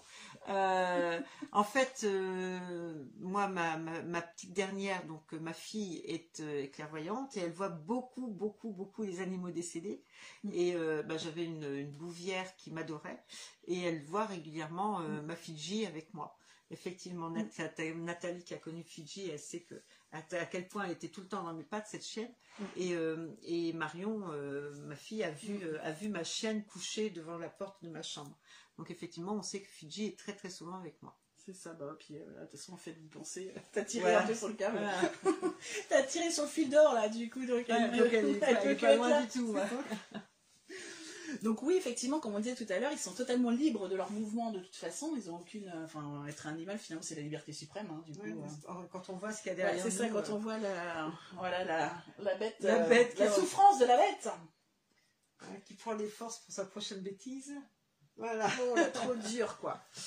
C'est ça. Donc, en fait, ils sont totalement libres de se balader entre tous les différents plans, du coup, les différentes fréquences. Et en fait, voilà, ce qu'on disait, c'est constitué de plein de réalités finalement différentes. Donc eux, ils sont tout à fait capables d'aller dans un moindre interstice et puis de se balader entre toutes ces espèces de couches de millefeuilles.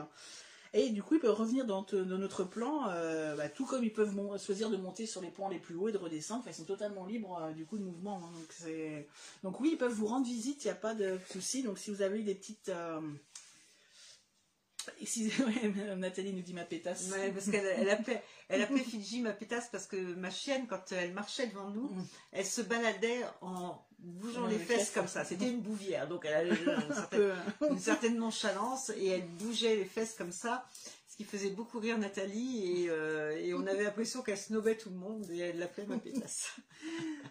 C'est ça, donc c'est vrai que c'est pas... Alors, pour la plupart des gens, c'est pas forcément très facile de percevoir son animal défunt, hein. Du coup, c'est déjà pas forcément facile non plus de percevoir un défunt tout court. Bien sûr. Hein, déjà. En même temps, certains préfèrent, je suis sûre, ne pas les percevoir, c'est ça. Mais en fait, ce qu'il faut savoir, c'est qu'ils sont toujours présents, mais en conscience, hein, de toute façon. Tout à fait. Donc ils sont attachés à nous, on parle on remet une couche sur ce fameux fil d'or, en fait, d'un coup, donc il n'est jamais rompu, donc le souvenir est d'autant plus éternel en nous, parce que nous, le fait effectivement qu'on y pense, qu'on pense à eux, qu'on les garde dans notre cœur, et du coup ça les appelle, et donc ça maintient du coup le fil bien tendu finalement quelque part, hein, n'est-ce pas? Voilà. Alors du coup, quels sont les signes un peu de présence du coup d'un animal? Alors finalement, quand on lit un peu les descriptions, il y a beaucoup de points communs avec les signes que peut vous faire un défunt. Donc on a bien sûr leur présence dans les rêves. Oui. Donc c'est vrai que du coup j'en parlais lundi avec les gens qui font la formation avec moi. Du coup on est venu à parler des animaux comme ça fortuitement. Je me suis dit c'était marrant et il y a Jamila qui me racontait qu'effectivement elle a perdu sa chatte il y a 3-4 mois et que là quasiment tous les soirs elle rêve elle voulait savoir ce que ça signifiait en fait. Elle rêve de son chat effectivement quasiment tous les soirs quoi. Et donc voilà, donc le premier signe de visite est la façon la plus facile pour eux pour nous contacter quand on n'a pas forcément des dons médiumniques, et c'est par les rêves, hein, du coup.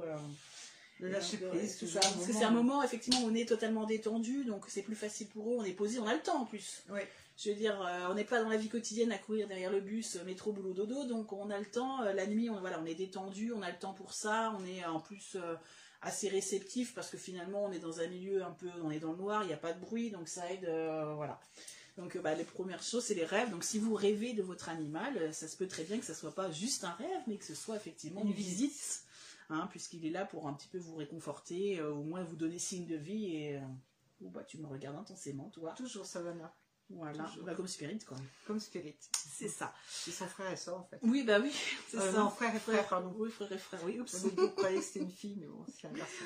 Après, il y a tout ce qui est les odeurs familières. C'est-à-dire qu'on a plusieurs personnes qui vont vous raconter, qui sont persuadées d'avoir senti leur chat venir sur le lit quand il dormait, alors que le chat a disparu, et d'avoir senti un peu l'odeur du chat un peu particulier, c'était un peu l'odeur de quand ils viennent de dehors, quand ils sont un petit peu mouillés comme ça, d'avoir senti effectivement cette odeur là.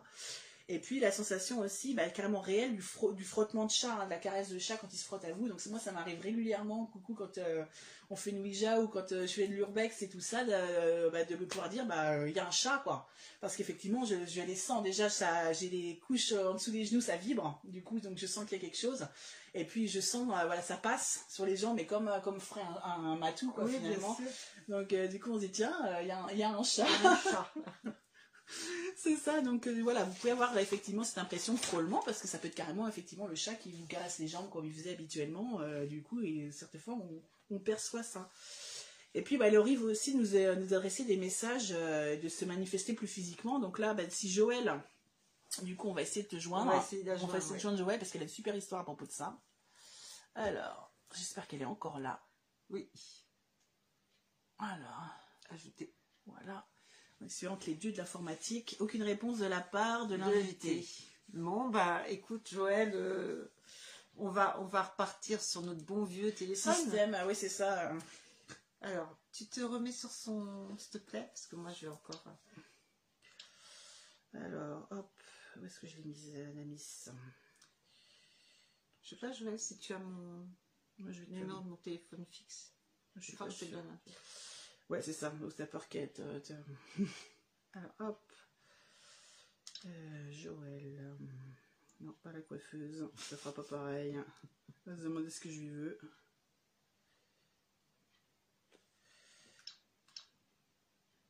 Ouais.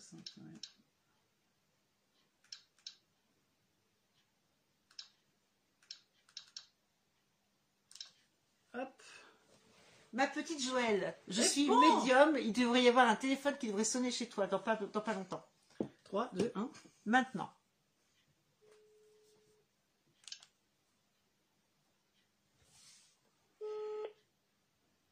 Oui. T'as vu, je suis douée, hein. J'avais prédit que t'allais recevoir un coup de fil. Oui, j'essaie d'envoyer une demande de participation. Oui, nous aussi, mais je ne veux pas non plus. Ouais, c'est bizarre, va falloir qu'on étudie ça. Hors live. Tu nous entends, Joël? Oui, oui. Ah, c'est parce que je vais juste couper le son. Ouais, c'est pour ça que je me disais, c'est bizarre. Ouais, si tu t'entendais toi-même, c'est très bizarre. Voilà, comme ça je vous entends, ça c'est plus facile, oui. Voilà. Donc ils veulent pas que je participe avec vous, tant pis. C'est dommage. Mais tu vas participer quand même parce que nous aurons notre dernier mot. Mais il va falloir qu'on s'entraîne, qu'on se fasse un truc où on comprenne pourquoi tu n'arrives pas à venir nous rejoindre en direct. Ça je sais pas.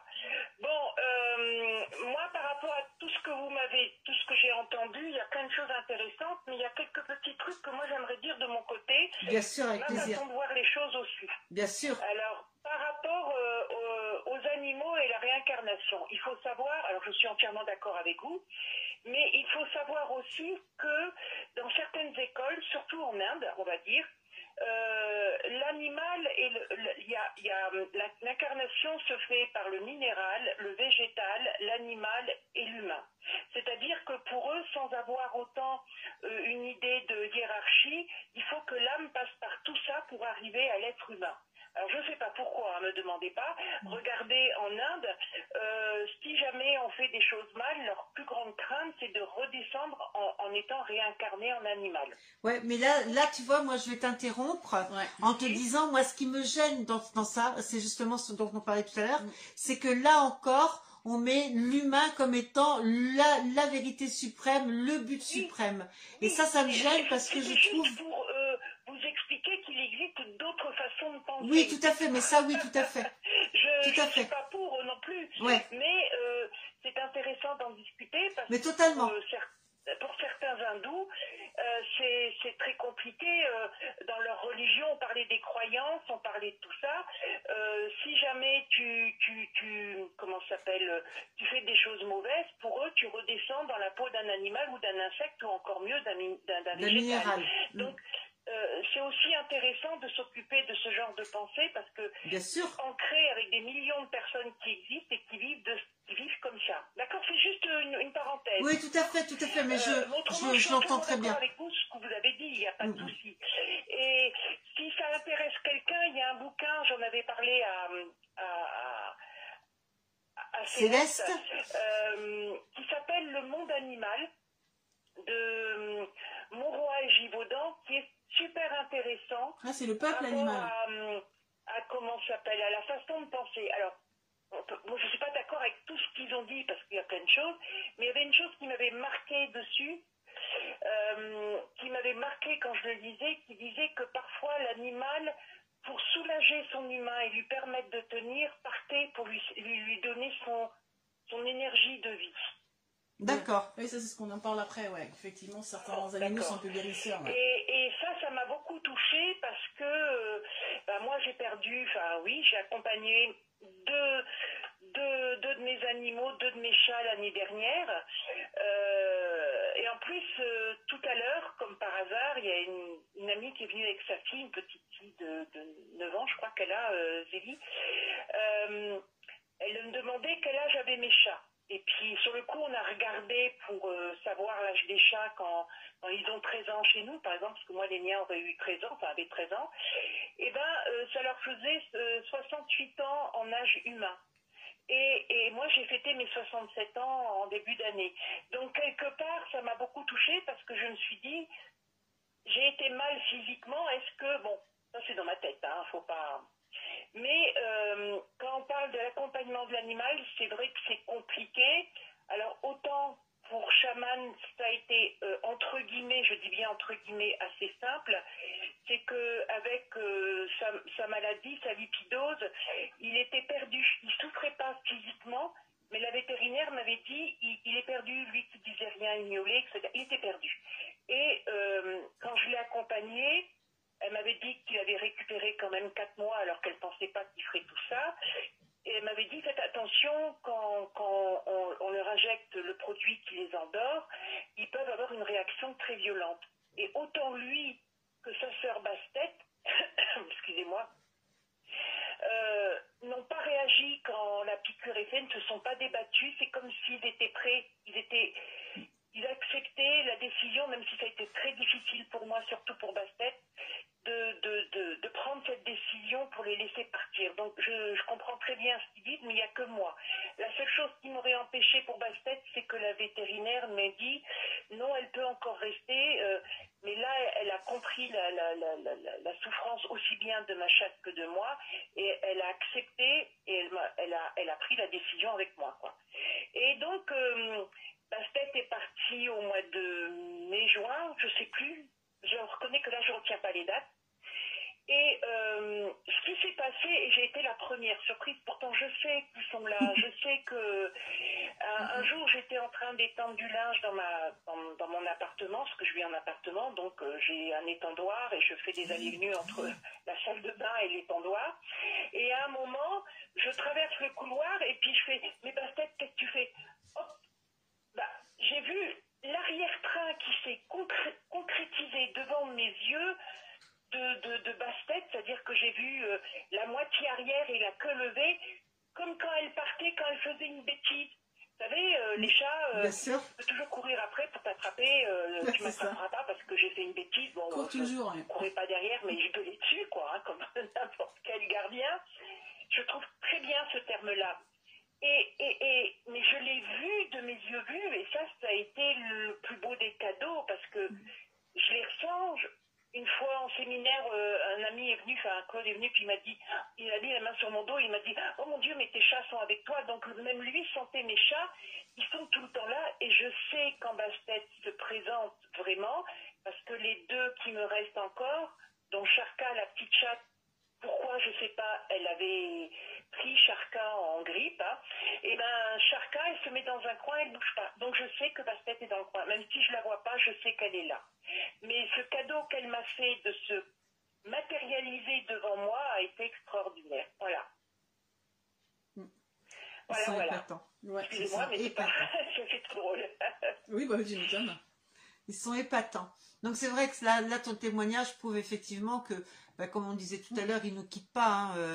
Il n'y a pas de différence. Enfin, moi, mis à part ce besoin d'évoluer chez l'homme, je trouve qu'il n'y a pas de différence entre la continuité de la vie de l'animal et puis la nôtre. Il n'y a pas... la seule chose, c'est que, comme on disait tout à l'heure, Nous, on doit apprendre des choses. La réincarnation, c'est l'occasion. Voilà, c'est l'occasion d'évoluer pour nous. Pour eux, c'est simplement la continuité naturelle de l'ordre naturel des choses. Oui, oui, tout à fait. Ouais, oui. Mais c'est vrai que il y a. Moi, je sais qu'à la maison, et puis même une fois, j'ai fait ce que j'appelle une nuit fantôme. C'était la première nuit que j'ai faite. Et dans cette maison, je n'arrêtais pas de voir des chiens. Après, j'ai appris que le propriétaire qui était mort était un chasseur et qu'il avait des chiens, mais il les avait enterrés sur son terrain en plus. Mais moi, je voyais les chiens et ils étaient là, ils étaient contents de nous voir parce que ils n'avaient pas beaucoup de visites. Tu m'étonnes. Difficile de dire, mais ça m'est arrivé. Un autre château que j'ai fait aussi, il y avait des chats. Donc voilà. Ah oui, mais de toute façon, en plus, ils se cachent pas. Non, ils se cachent pas. Voilà, c'est pas. Parce qu'une des premières enquêtes que j'ai faites, ils étaient autour de nous, ils étaient tout contents. Tout juste, il fallait pas leur envoyer le bâton. C'est ça. Dans une des premières enquêtes que j'ai fait avec ma copine Lalou, dans cet appartement, du coup, tout petit minuscule, on commence à écouter les enregistrements. Il y avait des miaulements de chats. Il y avait 2 appartements dans l'immeuble, personne n'avait de chat, du coup... il fallait bien qu'il vienne de quelque part. C'est ça, et on comprenait mieux pourquoi en fait son chien à la dame faisait que de grogner en fait tout le temps. Il disait, je sais pas ce qu'il a, il n'arrête pas de regarder, il grogne tout le temps, mais il est moitié frappadingue. En fait c'est ça. Et du coup, voilà, plusieurs fois on avait des miaulements de chat, du coup, sur l'enregistrement, donc c'est ça quoi. C'est génial. C'est rassurant aussi de savoir que nos compagnons ne nous laissent pas. Donc c'est vrai que c'est important, et puis de toute façon, comme pour les êtres humains, de toute façon les animaux, enfin comme les invisibles, j'aime bien ce terme-là, ils sont tout le temps autour de nous. Après, ils décident ou pas de se montrer. Moi je sais que Bastet, quand elle s'est montrée, je pensais pas à elle, j'étais en train de penser à mon linge, au truc de tout de suite, quoi. Enfin voilà, comme on est en train de faire son ménage et tout, et elle est venue alors que je pensais pas à elle, elle a voulu se montrer alors que j'ai rien demandé, quoi. Et ça a été un superbe cadeau, quoi. Voilà. Ça c'est clair. Comme quoi. Je vois que Savannah s'est caressée aussi, elle s'habitait. Ah bah Savannah, c'est un chat qui est extrêmement en pâte. Et j'ai remarqué que quand j'ai des consultations, c'est lui qui vient systématiquement sur les jambes de mes consultants. Systématiquement, il est là. Dès l'instant où il y a de la médiumnité, il est là, plus que les autres. C'est-à-dire que dès que j'ai un consultant, dès que le consultant soit habitué aux animaux ou pas, hop, Savannah arrive et puis s'installe près de lui, il ronronne, il est... Et quand on fait une Ouija, c'est lui qui vient et qui se couche sur le plateau de Ouija. Moi, c'est surtout quand je fais un travail énergétique en lissage. Alors, je ne le fais pas pour tout le monde, parce que tout le monde ne supporte pas. Mais quand je fais un travail énergétique en lissage, j'ai souvent Shadow, quand c'est une personne que je connais bien, qui vient, et même Sharka. Et Sharka s'installe entre les jambes des personnes. Elle profite du lissage en même temps. Tant qu'à faire, Un bonhomme. Voilà. C'est ça. Alors, on en était où? On en était justement à la réincarnation, Joël. Non, il y avait aussi... il y avait ça avant. C'est important qu'on le dise que du coup... Oui, la culpabilité. Les messages plus personnels qu'ils ont à nous dire. C'est-à-dire que quand on fait une communication défunt avec un animal, alors faut pas s'attendre à ce qu'il... moi, j'ai jamais rencontré d'animal qui me racontait que du coup, les sources de la vie, blablabla. Voilà, tout à fait. Je suis d'accord avec toi. Ils n'ont pas de grands messages métaphysiques absolument... les faussetés. Non, ils n'ont pas fumé la moquette. Ils sont bien plus terre à terre que nous, finalement. C'est ça. Mais en général, c'est surtout des messages, en fait, qu'ils ont à adresser de réconfort. De réconfort, d'apaisement, d'amour. C'est ça, de remerciement aussi. C'est ça. C'est beaucoup ça, en fait. C'est vraiment pour, quelque part, vous permettre de vous bloquer et d'enlever le blocage et de passer outre et de vraiment un petit peu tourner la page finalement. Exactement. Donc c'est surtout, moi, j'ai beaucoup aimé ça, c'est sur la culpabilité en fait. Quelqu'un qui a pris une décision de laisser partir l'animal ou n'a pas pris la décision Voilà. Du coup, elle n'a rien fait et du coup l'animal a fini par décéder parce que du coup en disant c'est pas grave, j'appellerai le veto, je verrai ça la semaine prochaine, il y a le temps et puis l'animal décède entre temps. Donc que ce soit du coup cette culpabilité là ou celle de bah du coup j'ai pris une décision, ça se trouve il aurait pu survivre machin. Ils ont toujours un message par rapport à ça, au fait qu'il faut pas, qu'ils nous en veulent pas du tout, que pour eux voilà il y a pas de souci, on a fait avec les infos qu'on avait, on a choisi au mieux de toute façon et puis voilà ils sont pas du tout bloqués dans le processus de pourquoi t'as fait ça, j'étais pas d'accord, voilà, ça, ils sont passés complètement outre. Et ça, c'est quelque chose qu'on a quasiment 4 fois sur 5. Hein. C'est de la reconnaissance, quoi qu'on fasse, de toute façon, ils sont reconnaissants, ils sont dans l'acceptation, ils sont dans la confiance aussi. Ouais. Donc oui, moi, c'est vrai que je fais beaucoup moins de communication animale que toi, il m'est arrivé d'en faire. Et c'est vrai qu'à chaque fois, les messages sont des messages d'apaisement. Et quand tu regardes, l'animal continue ce qu'il faisait de son vivant, c'est-à-dire protéger son gardien. En fait, là, il protège les émotions de son gardien. C'est vraiment la continuité. Et souvent, il y a aussi un message sur la nécessité d'avancer un petit peu dans la vie. Totalement. C'est-à-dire, bah voilà, avant, la personne sortait son chien, donc ça lui permettait d'avoir une activité, de sortir, et avoir ça un message effectivement dans ce sens-là de que ça serait bien que du coup que tu reprennes l'habitude d'aller marcher, tout ça, voilà, d'avancer un peu dans sa vie. Et puis des fois, il y a aussi le message de, bah voilà, la personne, elle pense éventuellement à reprendre un animal, mais elle n'est pas sûre, parce qu'elle a quelque part, elle a... La culpabilité. Oui, la culpabilité, elle a l'impression de trahir quelque part son animal défunt. La sensation de remplacer un objet, alors ça. Et du coup, voilà, des fois, on a des messages comme ça, ils disent, bah, non, ça me va tout à fait, t'as pensé reprendre un autre animal, bah vas-y, quoi, fonce. Parce qu'en plus, souvent, ils sont malins là-haut, hein, ils vont vous remettre, du coup, votre animal, il va quelque part passer un petit speed dating, il va vous trouver un autre animal et en fait il va vous emmener votre nouvel animal. C'est-à-dire vous allez voir que le nouvel animal qu'on va vous envoyer, qui va totalement arriver dans votre vie par hasard, en apparence, du coup a tout à fait le même caractère que celui que vous aviez avant, qu'il a voilà, des choses similaires. Et voilà, enfin, il y a vraiment beaucoup de signes par rapport à ça. En fait, on voit voilà, des petits signes quelque part qui choisit un peu son successeur. Et il faut savoir que parfois, on a aussi la chance de revivre avec notre animal. C'est-à-dire qu'au niveau de la réincarnation, l'animal peut très bien revenir sur votre chemin dans le corps d'un autre, mais vous pouvez reconnaître des traits de caractère de votre précédent animal et c'est très troublant. Ouais, c'est ça. Très troublant. Ou des mêmes habitudes. Des mêmes habitudes. Des mêmes habitudes un peu loufoques. Vous disiez non, jamais de la vie, le truc improbable, c'est ça. Et puis effectivement, il a les mêmes habitudes, les mêmes façons de vous regarder, les mêmes endroits où ils aiment. Vous dites, bon sang de bois, c'est copie conforme, quoi. Ouais. Donc l'animal peut très bien se dire, bah, moi je re-signe pour tant d'années avec lui parce que bah, voilà, parce que c'est mon maître, parce que enfin c'est mon gardien et c'est vrai que c'est avec lui que je veux être. Et c'est vrai que la réincarnation peut lui servir aussi à revenir près de vous. Et puis bah du coup, alors déjà, enfin moi il y a un truc qu'il faut dire. Alors après, en ce moment c'est la grande mode des passeurs d'âme et tout ça pour les humains.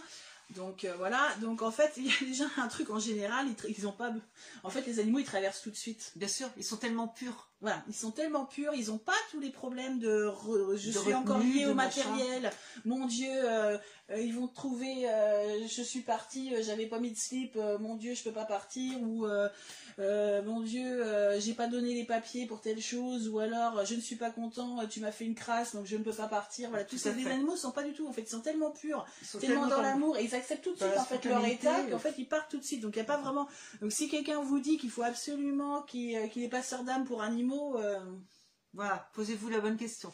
C'est ça. Hein, parce qu'en fait, ils n'ont rien à comprendre, rien à digérer. Leur état, en fait, comme ils sont tout de suite dans l'instant, il est assez vite compris. Il est juste, voilà. Il est juste, il est là au moment où il devait être là, donc l'animal va lâcher prise. Ils ne sont pas comme nous. Tu es d'accord avec nous, Joël? Oui, entièrement. À ce niveau-là, je suis entièrement d'accord avec vous. Moi, je pars du principe que l'animal, une fois qu'il est parti, comme vous avez dit, il est tout le temps dans l'instant présent, donc automatiquement, il n'a pas, d'autres émotions que la peur, l'amour, et puis c'est tout, quoi. Hein, parce que la peur, malheureusement, ça existe aussi chez les animaux, hein, on voit bien. Mais autrement, c'est l'amour et point barre. Ils n'ont pas de culpabilité, eux, ils n'ont pas. Et c'est vrai, quoi. Hein, c'est très simple, entre guillemets. Beaucoup plus simple que c'est pour vrai nous, que les bien personnes sûr. qui disent, moi je sais que j'ai mes deux chats encore, Chaman et Bastet sont encore avec moi, et ils ont le droit, Et je trouve qu'ils peuvent rester là autant qu'ils veulent, autant qu'ils voudront, et moi ça me dérange pas, quoi. Je vois pas pourquoi j'irais leur dire d'aller voir ailleurs. C'est leur choix, voilà, absolument. Mes chats, quoi.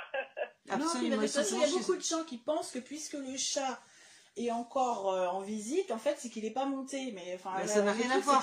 C'est comme pour les humains, ça n'a rien à voir. Oui, c'est ça. Un humain peut très bien être dans la lumière, ça n'empêche pas de venir vous voir. Mais c'est convoyé par plein. Enfin, il y a plein d'émissions de télé, de feuilletons à la noix de coco, où il faut que, genre, Ghost Whisperer étant le premier, ou comme les seules personnes qui visitent les vivants sont des fantômes qui ont des choses à régler. Et il n'y a que ça d'ailleurs, et que du coup, dès qu'ils ont réglé le truc, pouf, ils se barrent et on les reverra jamais. Voilà, tout à fait. Mais c'est absolument, voilà. Ils ne reviennent jamais. C'est la discussion que j'avais ce matin avec une consultante. Effectivement, ce qu'on appelle nous monter dans la lumière n'a rien à voir avec une distance géographique. C'est simplement une histoire de taux vibratoire. C'est tout. Voilà. Ça n'a rien à voir avec la distance. Mais c'est surtout que je trouve ça hyper cruel de leur dire, bah maintenant qu'on a réglé son problème, il va pouvoir avancer dans sa vie, mais vous le reverrez jamais. Waouh! C'est le père d'une deuxième fois. C'est quand même brut. C'est le père une deuxième fois. Au lieu de dire effectivement il sera mieux, il va pouvoir avancer dans cette chose et revenir de façon plus aisée, plus légère. Oui, c'est ça. Et ce qui ne l'empêchera pas de revenir vous voir s'il a besoin ou que waouh, c'est quand même se dire allez hop, c'est presque, vous inquiétez pas, vous le reverrez quand vous serez mort. Bah super, c'est quoi le... De toute façon, nous on s'en aperçoit quand on a des défunts qui viennent nous voir et qui ne sont pas encore dans la lumière, c'est beaucoup plus lourd que lorsqu'ils reviennent et qu'ils sont beaucoup plus légers, beaucoup plus parce qu'ils sont dans des plans aussi qui sont énergétiquement moins denses, donc voilà, beaucoup plus ténu, beaucoup plus léger, fluide. Voilà. C'est plus fluide. Voilà. Quoi. Donc nos animaux c'est pareil, eux ils attendent pas d'être dans les pieds dans le sable mouvant, ils s'en vont de l'autre côté. Quand ils s'en vont de l'autre côté, c'est carrément pour aller dans ce taux vibratoire beaucoup plus léger, beaucoup plus aérien, quoi. Et la preuve, moi je sais que je pense à ma secte parce que elle a décidé de se montrer à moi pour justement me dire qu'elle était là, parce que je pense qu'elle a dû voir par moments que je n'arrivais pas à la capter, parce que c'est vrai que quand on est dans la douleur, comme pour un être humain, on a du mal à capter les énergies des personnes parties ou des animaux, parce qu'on est dans notre chagrin. Le chagrin, ça bloque énormément. Et en se montrant, elle m'a fait que confirmer ce que je me doutais, mais dont j'étais pas sûre, tout simplement. Oui, quelque part, c'est un accusé de réception, quoi. C'est encore une façon de protéger et de rassurer. Comment? Encore une façon de protéger et de rassurer. Voilà, tout à fait. Et c'est tout, quoi. Après, il faut pas se prendre la tête pour dire il faut que les animaux, ils sont comme de l'autre côté comme ici, c'est-à-dire qu'ils vivent le moment présent, ils sont là, ils peuvent aller voir ailleurs, revenir, enfin, ils font ce qu'ils veulent, surtout les chats indépendants, ils font ce qu'ils veulent, comme ils veulent et quand ils veulent. Tout à fait. Tout à fait. C'est tout. Donc, même la réincarnation, on dit qu'un chat a 9 vies, pourquoi pas? Mais il peut en avoir plus. Il n'en a pas que 9, comme nous n'en avons pas que 9, comme voilà. Moi je trouve que... Moi j'ai lu un bouquin, il faudrait que je le retrouve parce que je l'ai gardé, c'est l'histoire d'un chat qui raconte les 9 vies qu'il a eues, et au fur et à mesure de ces 9 vies, il retrouve dans ses vies des anciens maîtres. Je ne sais pas si vous comprenez ce que je veux dire. Oui, tout à fait. Et cette histoire, elle est assez extraordinaire parce qu'à un moment, il se rend compte que son dernier maître avec qui il avait été bien dans les années 1700 ou des poussières, enfin peu importe, il le retrouve dans 2 personnes qui sont sur Paris et il fait tout pour les faire se rencontrer. C'est le chat qui raconte l'histoire. Il faut que je retrouve ce bouquin parce que vraiment il est extraordinaire et il est plein d'amour et d'humour et si je retrouve le titre, si je le retrouve dans mes trucs, je donnerai le livre, le titre, parce que vraiment ça résume presque tout ce que vous avez dit. Il raconte la personne qui a écrit ce livre est vraiment branchée avec eux, quoi. Ouais. Vraiment il me parle ce livre. Il me parle ce livre. Elle est partie voir sa bibliothèque. Ouais, parce que ce livre me parle et je me demande si je ne l'ai pas. Ouais, c'est ça. Édouard s'appelle le chat. Ça me parle, ça me parle. Ah non, c'est pas celui-là. C'est pas celui-là. Comment il fait? Édouard le chat, mais je ne sais plus le titre du livre. Je crois moi, c'est Caca. C'est Taka. Entre Taka et moi, chemin vers une nouvelle conscience. Non, c'est pas ça. C'est pas ça du tout. C'est un roman. C'est un roman basique. Non, c'est pas le même. Mais ça me paraît, cette histoire de chat, voilà. Mais voilà, mais de toute façon, vous aurez plein d'ouvrages, hein, il suffit de chercher un peu. On le mettra en commentaire, du coup. Ouais. Et puis, il faudra qu'on mette ça aussi sur Mediumlist. Ouais, il faudra que je le retrouve et puis je vous le donnerai parce que c'est un roman. C'est un roman à lire très facile et en même temps, il regroupe aussi la réincarnation des chats, la réincarnation des humains, les croisements des chats avec ces humains qui retrouvent au fur et à mesure de ces 9 vies. Et là, il raconte qu'il finit sa neuvième vie et qu'il a qu'une hâte, c'est de partir là-haut pour se reposer parce que il avait quand même galéré dans la dernière vie, quoi. Enfin, bon, c'est une petite merveille de bouquin et ça me donne envie de le relire. Il faut que je le retrouve. C'est ça, il n'y a plus qu'à. Voilà, on attend avec impatience que tu nous le retrouves. Je vous donnerai le titre, comme ça, s'il y a des personnes qui sont intéressées, voilà. Avec plaisir. D'accord ? Voilà. Ça marche. Donc voilà, si vous avez des questions à poser, je pense que là on a fait grosso modo le tour. C'est vrai qu'il y a plein de choses à dire. Et puis c'est pas parce qu'on vous a appris, enfin on vous a dit des choses que nous on sait tout. On ne sait rien. On ne sait rien. Et c'est ça, la seule chose qu'on sache, comme disait Gabin, c'est qu'on ne sait rien. Mais on s'est bien promis avec Céleste, la prochaine fois qu'on aurait l'occasion sur une Ouija, de poser des questions par rapport à l'évolution des animaux de l'autre côté. Pour ce qu'ils voudront bien nous répondre. C'est ça. Parce que s'il veut bien qu'on soulève un petit peu le voile. Mais on s'est bien promis avec Céleste de faire une soirée Ouija spéciale animaux pour pouvoir avoir plein de questions, plein de réponses à notre curiosité. Et encore plus de questions, sûrement. Et encore plus de questions derrière, ça c'est sûr et certain. Voilà ma petite Joëlle, merci beaucoup pour ton témoignage. Je vous fais un gros bisou à tous les deux. Nous aussi on t'embrasse très très fort. Et puis je vous dis à bientôt. Et puis à bientôt ma belle. Bisous bisous. Ciao ciao. Oui. Voilà, donc un point de vue hyper intéressant. De toute façon, à chaque fois qu'on a la chance de voir Joël. C'est ça, c'est toujours. C'est pour ça qu'on la lâche pas. Voilà, est-ce que vous avez, vous, des questions ou parce que je pense qu'on a fait grosso modo, vraiment grosso modo, parce que c'est quelque chose qu'on mériterait, qui mériterait d'être poussé plus loin. Mais là, bon, c'est un live, l'heure passe et puis on aurait, on pourrait en discuter toute la nuit, avoir plein de témoignages. Mais est-ce que vous avez des questions? Est-ce que vous avez des témoignages à nous apporter? Est-ce que vous avez des opinions? Est-ce que votre opinion a peut-être changé depuis tout à l'heure? Ou est-ce que... n'hésitez pas. Nous, on a besoin de vous autour de ce live pour le construire et puis pour qu'il reste intéressant. Tu voulais dire quelque chose? Oui, je voulais parler un peu plus du coup des animaux, un peu de leur sixième sens et leur capacité à voir. Oui, intéressant. On peut soulever un petit peu ça. Très intéressant. Ça intéresse peut-être certains. Donc du coup, est-ce que du coup, selon vous, est-ce qu'effectivement les animaux sont plus sensibles que les humains au paranormal? Est-ce qu'ils sont... Alors on disait tout à l'heure effectivement que ils pouvaient voir leurs congénères défunts parce qu'ils sont pas du tout dans le même rapport que nous. Ils sont pas non plus dans l'étonnement ni la stupeur parce que c'est vrai que des fois un peu... ce qui ressort un petit peu de certains témoignages de quand des humains effectivement croisent des défunts, c'est un peu le cerveau qui bug parce que du coup c'est avec la stupeur, avec quelque part aussi des fois la peur. Donc alors que les animaux, comme ils sont pas du tout dans cette relation-là à la mort, pour eux, du coup l'animal est là, c'est juste c'est tout quoi. Donc, est-ce que selon vous, ils ont une sensibilité? Est-ce que certains animaux sont plus sensibles que d'autres? Comment est-ce qu'ils voient un petit peu des choses? Est-ce que du coup, vous avez une opinion là-dessus? On parle souvent des chats médiums, chats. On dit souvent que l'animal fétiche du médium, c'est le chat. C'est pas pour rien, c'est peut-être aussi parce que... c'est ça. Il y en a pas ici déjà. Ouais, pas du tout de chat, non, je vois pas. Pourquoi est-ce qu'ils ne me quittent pas? Pourquoi ils viennent tous chez moi? On se demande. Voilà. Quelle est votre opinion par rapport à ça?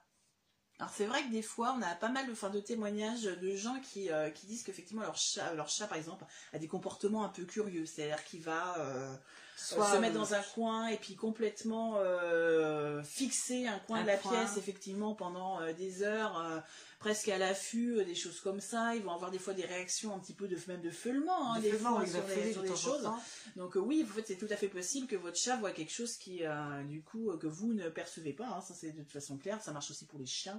Certains chiens sont... Je sais que les mecs de TAPS, là, du coup, avaient, dans les dernières saisons, du coup, investi dans un chien, en fait, qui dressait à détecter un peu les fantômes. Donc, ils faisaient, du coup, certaines émissions avec le chien pour voir un peu ses réactions. Et effectivement, et plusieurs fois, le chien avait eu des réactions d'évitement de certaines zones où ils avaient, du coup, quasiment en même temps, enregistré des PVE ou des bruits de pas ou des choses comme ça. Donc, il prouve bien, effectivement, que certains chiens, du coup, arrivent à ressentir et comme ils peuvent être formés à détecter de la drogue, à détecter, du coup, comme on disait, les cancers, comme tout à l'heure, à détecter les explosifs, peuvent aussi effectivement être, du coup, à apprendre à détecter les entités, quoi. Après, alors pour en avoir discuté avec Véronique du coup de Fougeret, en fait, elle me disait que autant son chien d'avant était hyper à l'écoute et qu'il avait des réactions et que quand il allait, il avait autant le dernier, donc le fameux Marcel qu'elle a eu du coup après, lui, alors pas du tout. Hein. Elle disait c'était plutôt le style un peu rentemplant, du coup il était un petit peu, il courait un petit peu partout, il se prenait les pas dans le tapis, enfin voilà, donc elle disait, elle sentait du coup, elle était presque un peu déçue, elle le sentait pas du tout. C'était le collègue idéal. C'était plus Scooby-Doo que du coup un super détecteur, un fantôme quoi. Donc, comme quoi, effectivement, voilà, certains chiens, elle n'était pas tous les chiens, les chats, ils sont plus sensibles à ce que disait aussi Laila Del Monte, donc il fait beaucoup de communication animale, les chats sont quand même beaucoup plus fins, même les chevaux sont beaucoup plus fins, effectivement, que certains chiens qui, voilà. Des fois, bien braves, mais... Voilà, certains sont sympas, mais... Nathalie, toi qui es médium et qui a eu énormément d'animaux, quelle est ton opinion par rapport à tout ce qu'on vient de dire? On en a parlé un peu tout à l'heure, mais toi... qu'est-ce que tu penses de tout ce qu'on vient de dire? Alors, Joël nous dit, j'ai retrouvé le titre du fameux livre, Les 9 vies d'Edward, de Christine Brouillet. D'accord, on vous le remettra en commentaire. De toute façon, ouais, c'est ça. Donc, n'hésitez pas si ce livre vous intéresse. Nous, je crois qu'on va faire un. Ouais, c'est ça. On va pas rester longtemps sans avoir mis le nez dedans. Ouais, ça a l'air sympa. Ça a l'air plutôt sympathique. Alors, excusez-moi, je viens de recevoir un message. Alors, du coup, hop, c'est bien ce que... Voilà. Donc, Sandrine nous dit, la seule chose que l'on sache, c'est qu'on ne sait rien. Mais eux, ils savent. Bah oui, ça c'est tout à fait ça. Eux, du coup, ils sont branchés, ils intellectualisent rien. Ils n'ont pas de filtre. Ils n'ont pas le poids de la société qui leur dit, ouh là là, rentre bien dans ta case. Tout ça, c'est des bêtises. Ils n'ont pas ça, voilà, ils n'ont pas ça. Ça, c'est vraiment propre à l'homme. C'est vraiment... Mes grands-parents qui habitaient en campagne avaient une petite chatte noire. Elle partait des jours entiers, voire des semaines. Mais quand je venais le week-end, elle revenait. Toujours. Et après, elle revenait. Et après, elle repartait. Donc oui, je crois que les animaux ont une sensibilité bien plus élevée que l'humain. Voilà, tout à fait. Et puis, ils ont une personnalité aussi. Ils ont un caractère bien trempé. Moi, je me souviens de mon bigoudi, par exemple, qui savait très bien que j'avais horreur, et c'est à ça que je pense. On dit aussi que les chats noirs ont un caractère très particulier. Oui, bah, Célène, elle a failli m'arracher la tête tout à l'heure. Hein. Oh là. Ah, elle était vénère. Ah, tu vas nous dire ça. Mais bigoudi, je me souviens que on se demandait qui appartenait à qui, parce que il était censé être mon chat, je pense que j'étais plutôt à lui.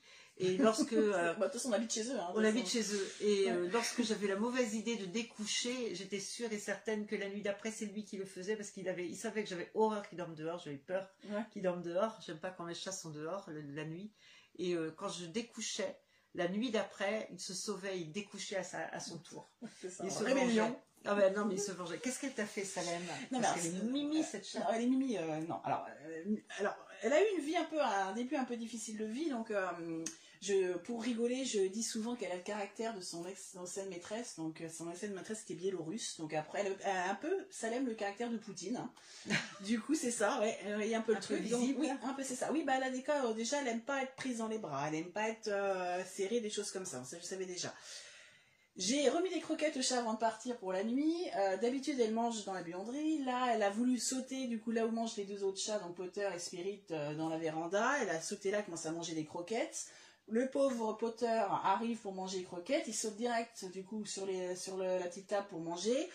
Qu'est-ce qu'il avait pas fait là? Alors, il faut savoir que Salem a horreur de Potter. Ça ne passe pas du tout. Ah oui. Donc là, elle a commencé à le frapper, mais direct. Hein. C'était coup de patte, on aurait dit Mike Tyson. Si elle lui avait mordu l'oreille, ça aurait été la totale. Donc le pauvre Potter, du coup, elle se fait un salto arrière, il est parti sur le truc. Donc moi, je prends la chatte et je lui dis non qu'il faut arrêter. Je pose la main dessus. Bah, faut aller voir les yeux qu'elle m'a fait. Je crois que si elle avait eu des mitraillettes, je serais morte. Elle est partie dans un grognement, elle est partie et commençait à vouloir me taper, machin, j'ai fait bon. Donc du coup, j'ai pas cédé, j'ai soutenu le regard, puis j'ai réussi à la mettre du coup dans la buanderie, mais elle était, ouais, elle est un peu comme ça, quoi. Elle a son caractère et puis il faut pas la... C'est pour ça que quand je viens nourrir tes chats, quand tu t'absentes, je vois pas Potter, parce que Salem, c'est la première à se pointer. Ouais. Alors, en général, j'ai Pirate qui, lorsqu'il est pas loin, de toute façon, en général, il est toujours dans le canapé, voilà, lève la tête en l'air de dire bon, ça y est, c'est l'heure du repas. Et après, j'ai Salem qui arrive, et puis Spirit, si le cœur lui en dit, de venir voir son ancienne nounou, sa mamie, comme je dis souvent. Mamie, de voir mamie, ouais. Mais c'est vrai que Potter, je sais que Potter m'observe, mais je sais qu'il ne m'approchera pas. C'est ça, non, et que là, du coup, ouais, ce soir, elle était hyper en mauvais poil. Ok. Donc, ouais, elle a un caractère à la Poutine, hein, du coup. D'accord. Ce qu'on disait on dit souvent avec Fred, c'est ses origines biélorusses. Pacifiées. Bon, elle est née à Angers, mais bon, elle est quand même très Poutine, quoi. Très Poutine. Alors, eh bien, les animaux et moi, c'est sacré, bah ça, oui. Bien sûr qu'ils ressentent les choses, la réincarnation, bien évidemment aussi. Tout à fait. Tout à fait. De toute façon, il n'y a pas de raison à ce que la réincarnation soit propre à l'homme. Là où on était d'accord, c'était certaines. On en parlait avec Joël tout à l'heure, le fait de passer d'un état ou d'une espèce à une autre. Moi, personnellement, je suis absolument convaincue. Mais ça ne regarde que moi. Enfin, ça ne concerne que moi. C'est mon truc à moi. Maintenant, on peut ne pas être d'accord avec moi. Mais je suis persuadée qu'au fur et à mesure des réincarnations, un chat reste un chat, un chien reste un chien. Je veux dire, je ne pense pas qu'il passe d'espèce en espèce. Tout comme l'homme reste un homme. Si l'homme n'a pas de raison de se réincarner en chat, en chien, en cheval ou en dromadaire, je vois pas pourquoi, bien que de temps en temps on se le demande, je ne vois pas pourquoi un animal, lui, changerait d'espèce. Ça, c'est mon point de vue à moi.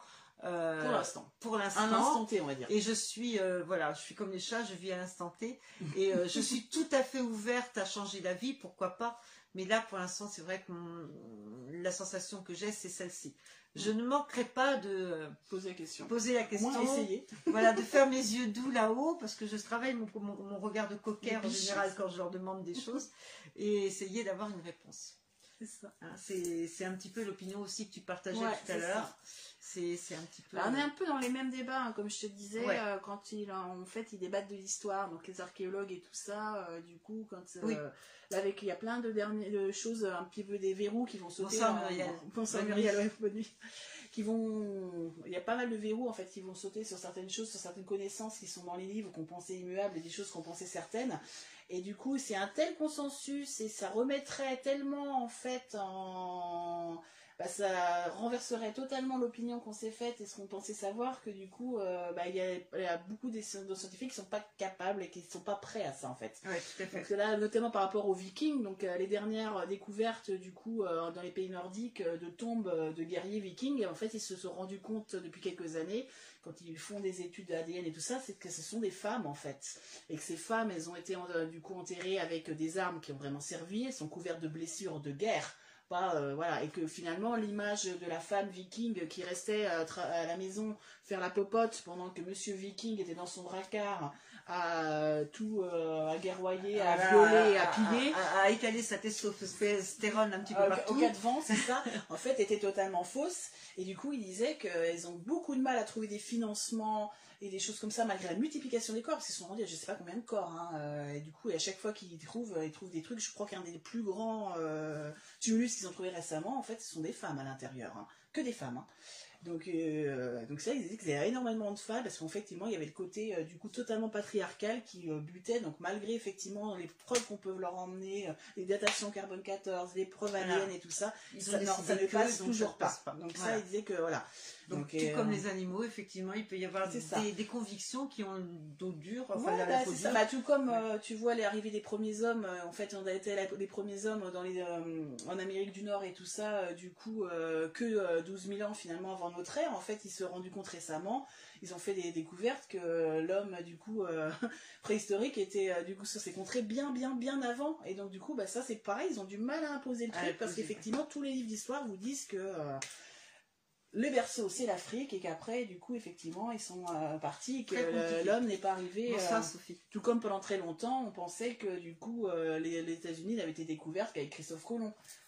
Alors, une petite anecdote à raconter. Au cours d'une de mes régressions, je me suis retrouvée dans la peau d'un jaguar qui était en train de partir. Il était accompagné d'un chaman qui lui montrait le chemin. Alors, j'ai vraiment vécu et j'ai ressenti dans mon corps, et cela a été une expérience assez impressionnante. Ouais, tu vois, ça veut dire que toutes les questions restent posées quand même. C'est ça. Non, mais ça veut dire aussi que du coup, on a définitivement plein de leçons à prendre, tu vois, leurs animaux, de leur sagesse, de leur façon aussi dont ils appréhendent la mort. Ça me fait penser à Stéphane Alix dans son livre de Quand j'étais quelqu'un d'autre, et qui se retrouve dans la peau d'un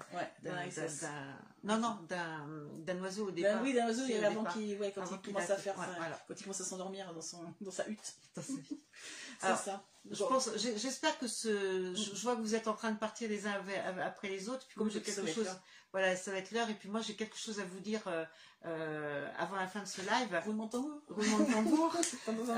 Donc, j'espère que ce live vous a intéressé et que vous allez prendre plaisir, pourquoi pas, à le réécouter en replay. Oui, ou ça trouve aussi un certain apaisement sur certaines situations, avec certains animaux, et répondre à vos questions, on a des regrets, des choses comme ça. Et puis pourquoi pas, il est toujours temps au niveau des commentaires de nous apporter votre témoignage, parce que ça nous intéresse toujours.